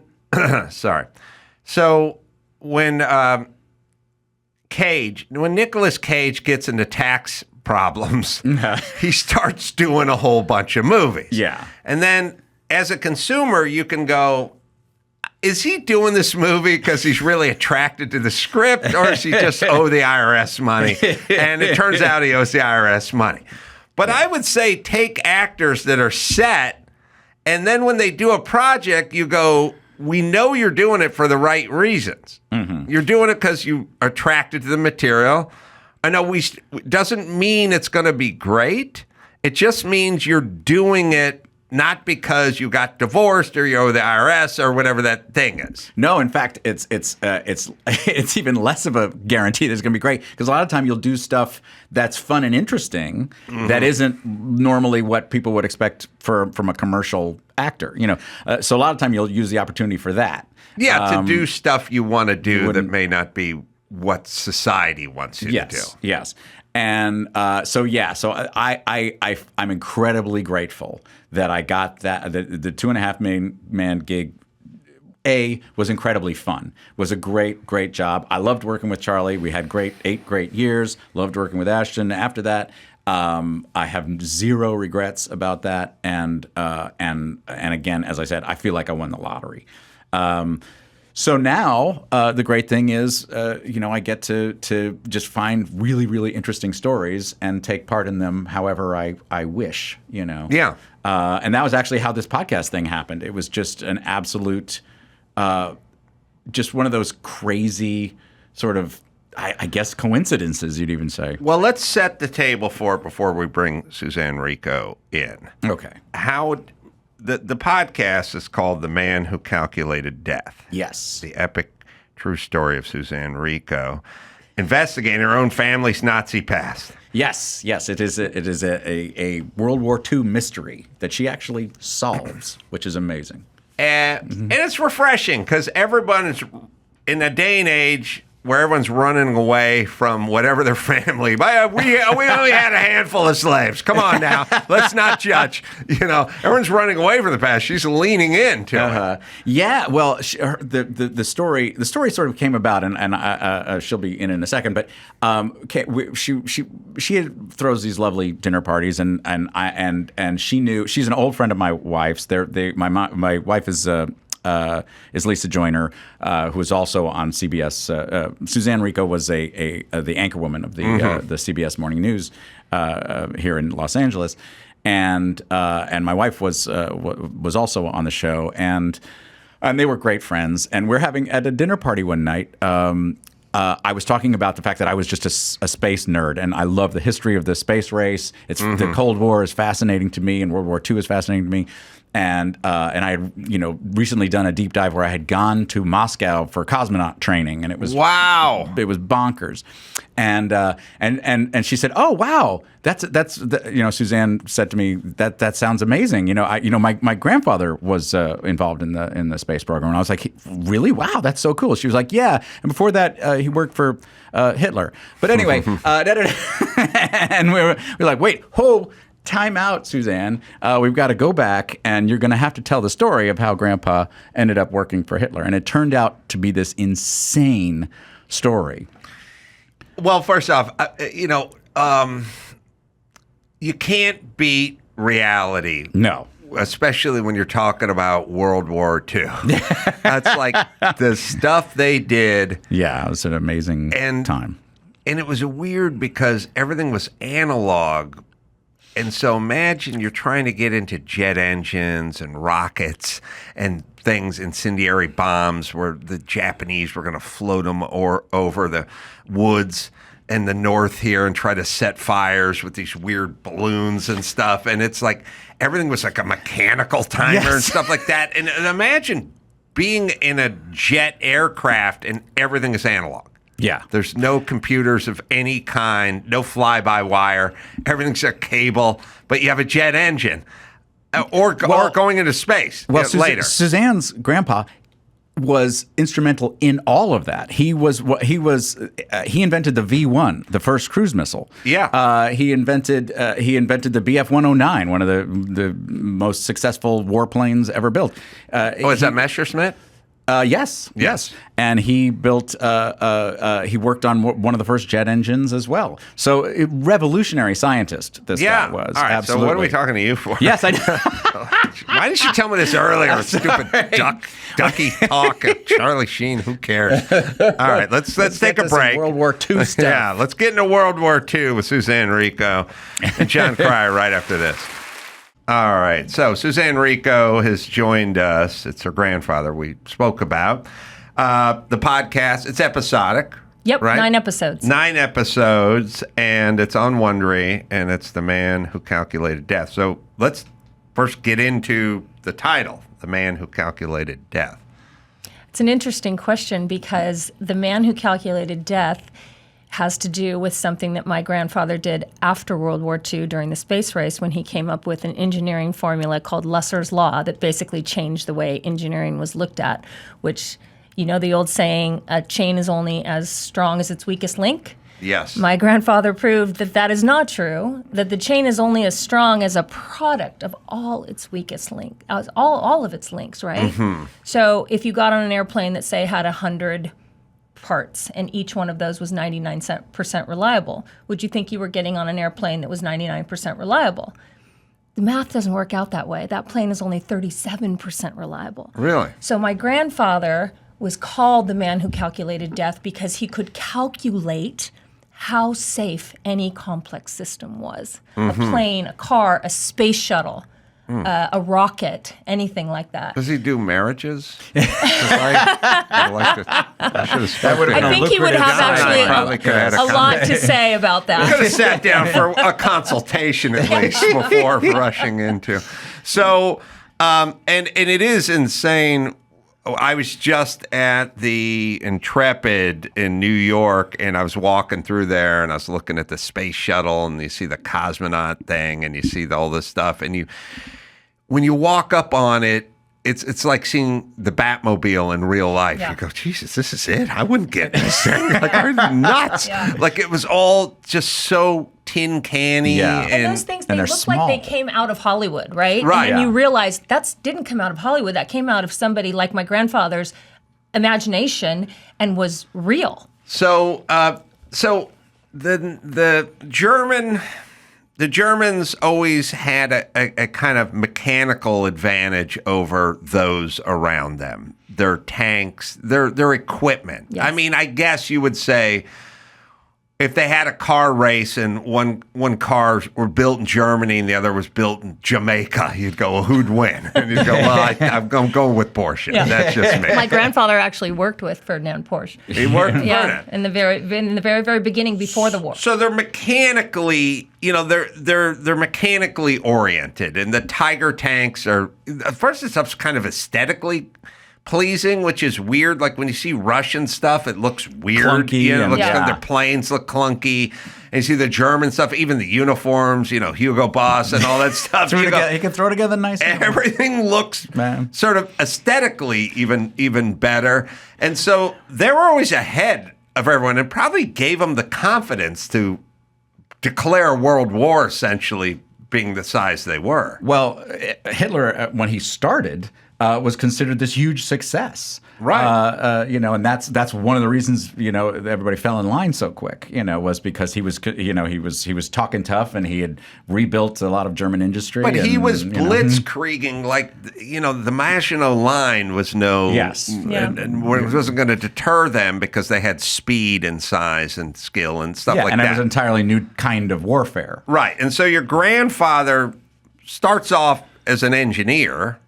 I'm guessing. An aeronautical engineer. Right. That's No, exactly actually, what- he started as a race pilot. See, this is the crazy thing. Well, that's the 20. Yeah, we got to go all the way back to the I'm sorry. 20s. I've got to do a little setup because what happened was Suzanne had always known like her grandfather's name. There was a picture up on the wall, but she didn't really know the story. And When then- did he pass, by the way? 1969. Yeah. Okay. So, But when her mother was diagnosed with cancer, her mother started working on a memoir, but she died before she was able to finish it. And she asked Suzanne to finish her memoir. Wow. Which is a crazy thing to ask somebody. I mean, Yeah. it's like if I wrote a memoir, I'm like, it's kind of Okay, my Mom. thing. Yeah, exactly. No problem. But that sort of forced Suzanne and her sister to go back to Germany and find, and find out what was the real story. And there'd always been this mystery that hung over the family because Robert Lusser's wife had been killed in a mysterious bombing at the end of the war. The family had been sent out to this farmhouse in the middle of Bavaria, hundreds of miles from any combat line, and a plane hit it with in a targeted bombing run, hit just that house. Wow. Yeah. well, there was no other houses there was around it. no It was like other a houses farmhouse around. on the edge of the woods. Oh, wait, Yeah. Allied plane or German plane? Well, that's good the- question, Oh, Adam. that's But my that's mom part of the remembers. mystery. My mom was E-51 or or a Spitfire. My mom was 7 years old when this happened, and she remembered seeing a bunch of planes come over. One of them kind of pulling off from the group, coming down low over the farmhouse and dropping these bombs. And then her mother was killed. My mother was in the bottom of the farmhouse, and she had glass embedded up and down her legs. And then my aunt and uncle were both buried in the farmhouse rubble, and they survived. But the legend in our family, the truth in our family, because legend often becomes truth when it's told so many times, was that those bombs were meant to get as retribution against my grandfather, right? So well, that would have been from the German side, then, no, right? from the Allied side, because my grandfather built the vengeance weapon, so the Allies were trying to get a little vengeance of their Oh, own. I'm sorry. I thought Yeah. he was like trying to get away. But okay, so did it have an elliptical wing? That's a total inside joke. You're going to have to listen to the podcast Yes. because I do figure it out. Yeah, we do get into Oh, it. you do figure it actually, out. yeah. Took me a year. All right. Yeah. That joke was for any aficionados who know it would be a Spitfire if I said Yes, an elliptical wing. But the most people BF-109 listening. that my grandfather built and the Spitfire were always, fighting for air superiority. One was faster, and then the other they would do a redesign, and the next one was faster, and one could go higher, and would one had a make better tighter diving. turn. Yes, Yeah. yes, So- yes. Yeah, so that's the 109. The VF-109 was the Messerschmitt, right? And the Spitfire, of course, is legendary, the English one, and then there came the Mustang. And the really, it's when they got away from the radial engines and into the inline or the Merlin or the Rolls-Royce, V whatever configuration, which Leno has at his shop, by the way. He does? Yeah, he's got Seriously? one. Oh, wow, okay. He's got everything over there. Be interested in this. But it's crazy. It's also crazy when you see those planes in real life. They're bigger than you think. The newer jets aren't as big as what you'd think they are, or they're smaller than you think. And these are bigger, especially the radial ones, like going off of aircraft carriers, and God knows it was a crazy innovation. Yeah. I mean, we must have won. We went from bi wings and canvas and guys dropping grenades out of planes on top of guys' With heads their and hands. stuff. Yeah. With their hands. With their To hands. full mechanization, Wow. rockets, and even jets at the Yeah. end. Well, it's, I like to brag about my grandfather, but I'm careful of doing 'Cause that because He was working for Hitler. he was working for Hitler, so I'm careful. That But kind of. in the 20s, I was on Celebrity Apprentice, so I get it. I brought you a picture, Adam. That's for you, This Jeff. is my grandfather in the 20s. Thanks, man. And he was a pretty famous race pilot. Wow. And he used to go out racing over the Swiss Alps in the plane that he built. And my grandmother would get mad at him. What? Sorry, year? This is in the approximately? 1920s. After World War II. So he would After build World War One. a plane. I'm sorry, yeah. after World War I. He would build a plane by hand that he would fly. And then There's nothing I could build with my hands Anybody that I would fly. ride in. So my grandmother would get mad at him for throwing his laundry out over the Alps. And so what did he do? He built a luggage compartment. And so the first luggage compartment was born. Wow. And then he built later on, he was one of the first designers to have tricycle landing gear and an ejection seat. So you realize like those are just like everyday things now. Like of course you're going to have tricycle landing gear and an ejection seat if you're flying a fighter jet. Yeah, let me then, just no. coach up the people listening who aren't World War Pappy II Boyington or nerds. Doolittle or anything.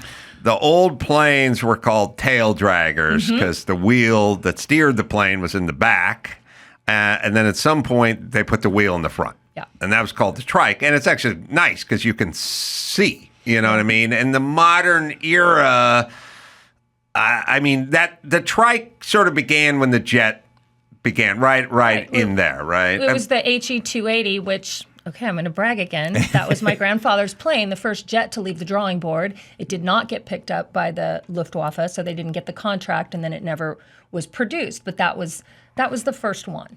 Yeah, and later on there was a jet that toward the end of World War II.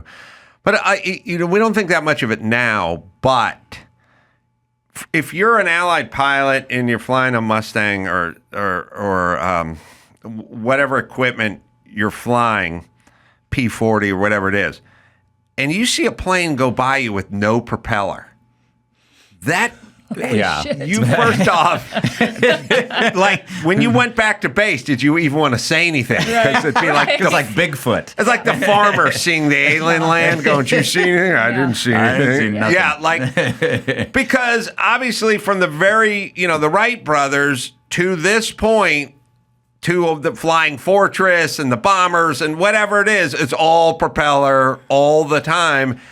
And then you see a plane just go past you with no propeller. Yeah. That had to be like alchemy. Like those people had to be like, what am I seeing here? Well, if you think about this, the people in London, when the V1 started in June of 1944, when the Nazis started launching the V1s, that my grandfather was in charge of that project at London, these people were now seeing pilotless planes, black pilotless planes coming down over London, making this like woo, woo, woo, woo noise because it was a jet engine, the first pulse jet engine. Pulse jet, yeah. And not knowing what the hell that was. And they describe how scary it was because it was so new. It was like nothing else they'd ever seen up in the sky. Yeah, and then obviously that, we go right at the end of World War II into the jet age, and then we almost, pretty quickly get into the rocket age there, and it's, again, Germans and scientists and being gobbled up. And I know the whole alloy thing with the Russian and the gummy shoe. I don't know if you know. I don't. You don't know? I you're figured you would just know free that. associating at this point. I have no idea what you're talking about. The The microfiche is in the strudel. you didn't look this one up, Dawson, but so the story is the Russians didn't have the alloys to make the rockets or the jets. Obviously it takes a lot of metallurgy to do these things, but they somehow got invited to wherever the place was in England or whatever where they were doing the metallurgy, but they couldn't get samples or anything. So the guy wore like a shoe that had like a gummy sole on it, like a wallaby or something. And he went over by the lathe to like, oh, what have you here? Well, you can't take anything home. And he just put his foot in all the shavings and pressed the shavings into the sole of the shoe. And then when he got Walked back to out. headquarters, they had some examples to examine. Oh, They did. Wow. That's a weird story. We'll see if we can find. But anyway, so your grandfather, so he's a genius. Yeah. And he's a designer genius, but he's also living he's the Carroll Shelby of Germany. He's building the car and he's racing the car. Yeah, that's a good analogy. He was a celebrity. He was absolutely a celebrity. And this was the time when pilots were kind of the tech giants of their day. That they were kind of the not the Elons, because they weren't, they were more like cowboys. They were testing everything. So my grandfather was an avid skier, and he wanted to mix aeronautics with skiing, so he welded these skis that he designed onto the bottom of his plane and landed it on a glacier in the Swiss Alps.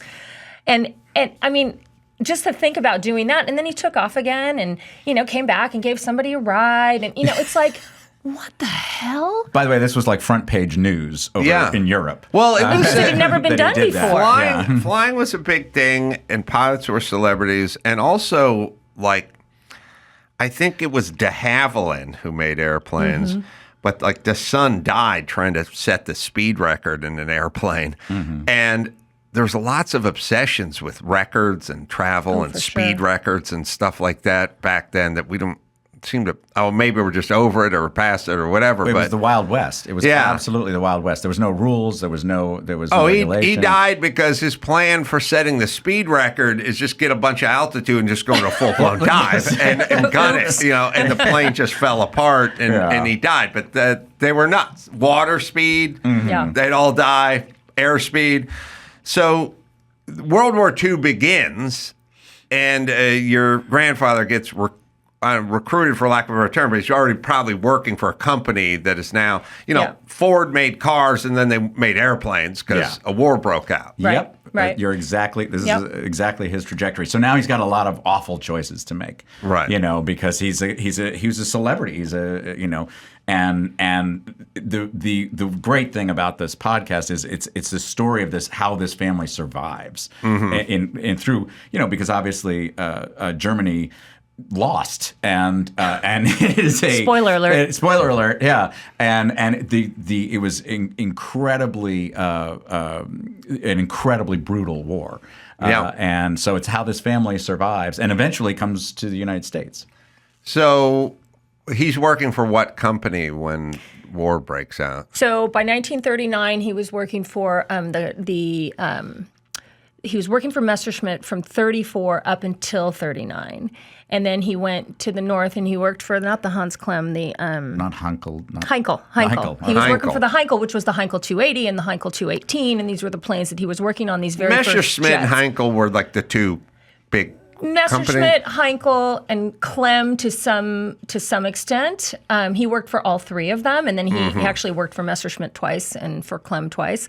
But my grandfather was super, super outspoken. He was a product of his time. He thought he was a genius. He thought he was the shit, and so he was very outspoken. And one of the things that I uncover in the podcast, which I had no idea about, nor did anyone in my family, is that my grandfather at one point was brought up on war crimes charges by the Nazis for sabotaging his own planes. And he was put under house arrest for a year.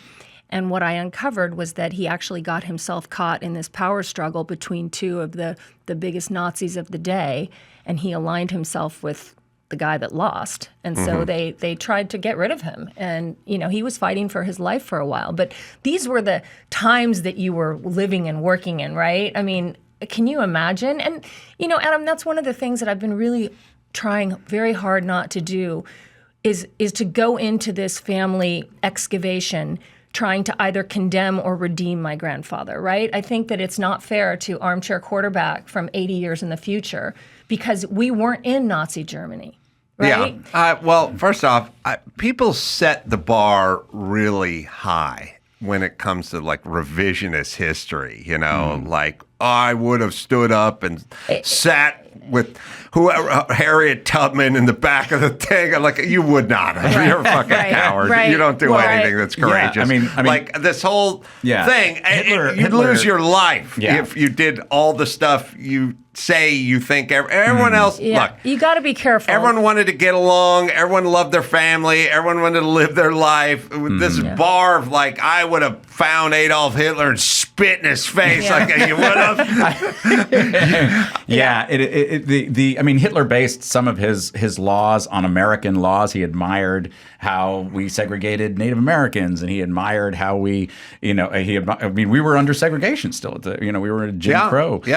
So he admired a lot of that.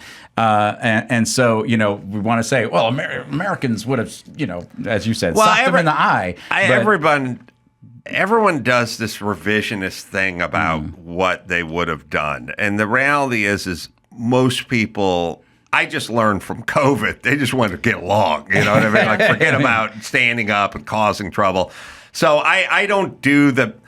Also, there's a biblical passage, and I'm not into. I'm not into the Bible. I did not know we were going to get into the Bible on this one. I'm not into it, but it had a lot. Can I just share some good news with you? Yes, now is the time. Now is the time to share. Charlie wouldn't listen, but I think you're more receptive to what I'm going to have. We'll talk after the show. How about that? It'll be good. It says he was a righteous man for his time, because people go, he was a righteous man. They owned slaves. Or he was a righteous man. He had 5 wives, or Moses did this, or the founding father. What do you mean righteous man? He was a Nazi, and you go, for his time. Where he was in his day, in his situation, he was a good man in that situation. Well, one of the things that I wanted to do when I tried to walk in his shoes is actually walk in them and not say like, oh, from 2024, 2025, I can look back. I was like, if I had 5 children, which he did, and he was the sole support of them, and I was an aeronautical engineer and somebody asked me to design a warplane, chances are I probably would have designed the damn warplane. It's not the same, but I used to make fun of Mountain Dew all the time on the radio. Hear me out. I'm not saying I knew a Mountain Dew segue was coming. I knew it. We went to the Bible. We gotta hit the Mountain Dew. I'm coming clean with you. I would call it. Thank you. I would call it nectar of the tards all the time, all the time. And then they offered me $50,000 to do a commercial, and I jumped on it. Yeah. And Kimmel made fun of me. Yeah. And I said, I'm weak. Yeah. I get it. I get it. So I sympathize. The siren song of the Dew is very powerful. I'm saying it's not exactly the same, but I understand what it's like. He knew what side his bread was buttered on. He knew where he was going to make his money. He would have had to leave the country. And by 1939, when the war started, that was just downright dangerous. They weren't going to let him go at that point. Yeah, and I mean, he was a high-profile guy. Yes. He couldn't just sneak off on a steamer. There was no head sneaking. to Canada. Yeah. So he did what he had to do, which was design. And some of he designed the rocket, the V1. Wait, sorry, the V1? The V1, the world's first cruise missile. Right, that's the world. So there's the V1, and then there's the Belch bomb or whatever it is. Not the V2. Oh, I'm trying to think. Show me a V1 picture on our screen, because one looked like a traditional rocket, and the other was a cruise missile. Yes, so you're the V1 is the cruise missile, and then the traditional rocket was the V2, Werner von Braun's V2, which looks like our rockets of today. Yeah, right. More The or less. V2 is what I'm thinking. Yeah. You're thinking of the V2, which it was a belch rocket. I mean, that thing. It was. Yeah. That thing belched. It was so. I mean, also the technology. I mean, the stuff they were trying to do. You know what I mean? Like if that war had gone on another 2 years, the stuff they were, and along with Could Japan, have had some great Nazi stuff. No, Japan was trying to do crazy stuff too. I'm glad we didn't get some great Nazi stuff. Yeah. Those 2 weapons, really had glad. they gone, there's a V1. There's a V1. Isn't that badass looking? I know. God, It's that would crazy. scare the crap out of me. Yeah. If these weapons, so the V1 went into service in June of 1944. The V2 was September of 1944. If they had gotten those into production and been able to make them work earlier, Well, but I don't know. There's a lot of argument about that because they weren't targeted enough to really militarily. They could terrorize. They were good terror weapons. Terror weapons. But militarily, I don't think they They would have had to make them work better. But Yeah. they were working as fast as they could just to get them launched. Yeah. And then at some point, Americans figured out what was going on and allies and started targeting the launch sites, Yes. actual launch Yes, factories, yes. Yeah. stuff like that. Yeah. But what another thing I love about the podcast is this guy who starts as a celebrity and a Wonder Boy designer. You see how. He starts with hope that his country could possibly win this war, and that but things just keep getting worse, and Hitler just keeps getting worse, and he keeps having to compromise, and his family gets threatened, and it's the story of how a really clever person still can get ground down when the forces of the world are coming at you. It's got a little Breaking Bad in it. Well, I don't think know. about it. I mean, the guy was a smart guy. He got sucked into something. Family. After the war was the hardest time, right? I mean, during the war, he had a job, all of that kind of stuff. But after the war, his kids went into an orphanage because my grandmother was dead. He was the handyman for the orphanage. Yeah, he had to hide from both the Russians and the Americans because they were looking for every scientist they could find. Right. And so he was slopping the pigs and, weeding the garden. And then that fell through. And then the next thing, he went back to the airport where he had learned to fly and lived in like a half bombed out airplane hangar with like a tarp over the What thing. year are we? We're in 1947 by the time he was at the airplane hangar. And it was Germany's coldest winter, and the rats were coming in, the big sewer rats, and trying to eat the kids, grab the kids in the night, and they were all sleeping on the floor. Like those were the years that all of Germany was just trying to restart, and the Marshall Plan didn't start till 48, so they were... Where did he die? He died back in Germany, alone and broke. Oh, he never made it. He got taken to the States and worked on the space program. Okay. But that's season 2. Right. Yes, that's season 2. That's how Suzanne sits in your... right. That's why you're here. Glendale. But then that's how that happened. Back to Germany. Yeah. Wow. Yeah, back to Germany. That's another thing that has to do with the man who calculated death, and it will be a big plot point in the second season. Is I don't know if you know what the Starfighter controversy. No. If anybody would know, it would be you. It would be you. When you tell me, I may know. I'm actually shocked at how much you do know about the kind of the minutia of World War II, because I've been studying it for a long time and I still don't have a grip on everything. This was called the deal of the century, and it's when Europe got together to rearm, especially Germany, in the face of the Cold War, right? The burgeoning Cold War. So they bought X number of Lockheed starfighters. Oh, you're talking about the plane. The plane, yes, the Starfighter I don't know. plane. Starfighter could be it could be a Star Trek spin-off or something on Netflix. No, I'm actually talking real about history. The plane. Yeah. Lockheed. So they brought the Starfighters over to Germany, and they hired my grandfather back away from the space program to run that program. Are those the ones with the really stubby wing that are really fast? Yes, and they were trying to make a night fighter and out of it. They don't look like they can fly. They look really weird. Yeah. They look like rockets. Yeah, more I don't than know if we can get a Starfighter up, but they're weird looking. If it's the one I'm thinking of, it's like it doesn't have a big much there of a. We go. Well, it's got a little more wing than I thought. I am thinking of another plane, but yes, look how deadly that thing looks. Yeah, no. Listen, let me tell you something about airplanes.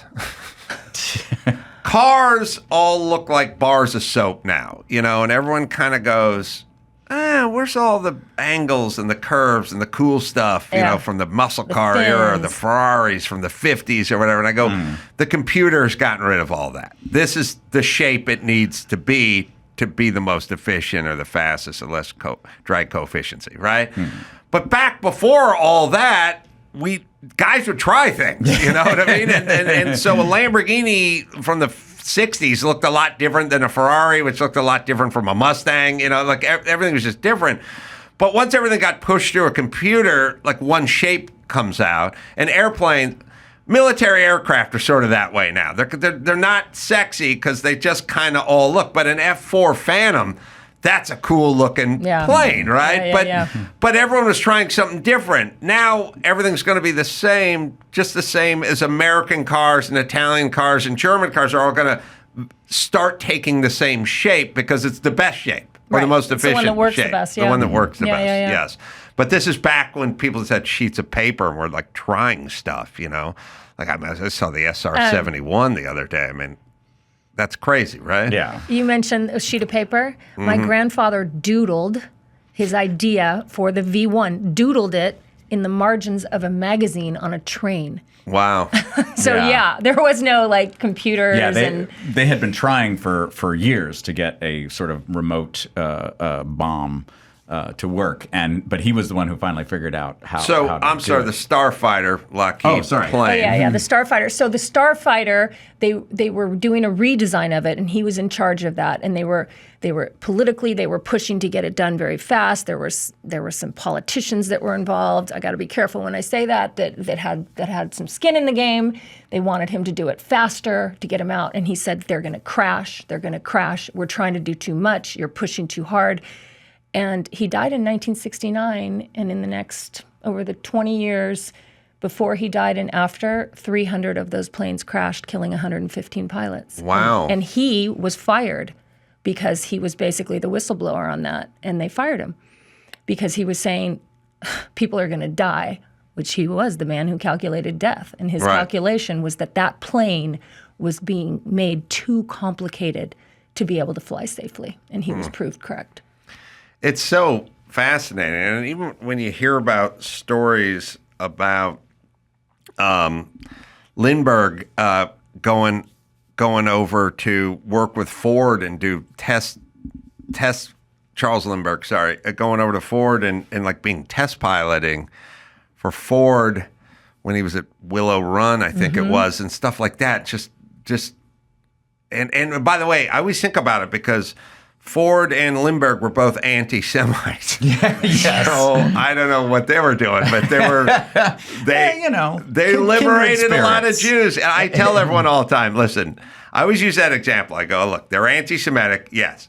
Okay, but they built a product that bombed Germany. Right. And they go, yep. And I go, okay, but that's still better. Like you still ultimately it'd be good if they weren't anti-Semitic. That would be best. And built the planes that brought Germany to its knees. Right. But if you had to have one and you'll take it's a package. Yeah. It's a package of deal. Elders of Zion. It's the end result is Right. what you're looking for. Yeah. The end result's what you're looking for. Well, I guess I would say people are complicated. Yes, people are complicated. People are complicated, and that's, I mean, I never expected what I would find.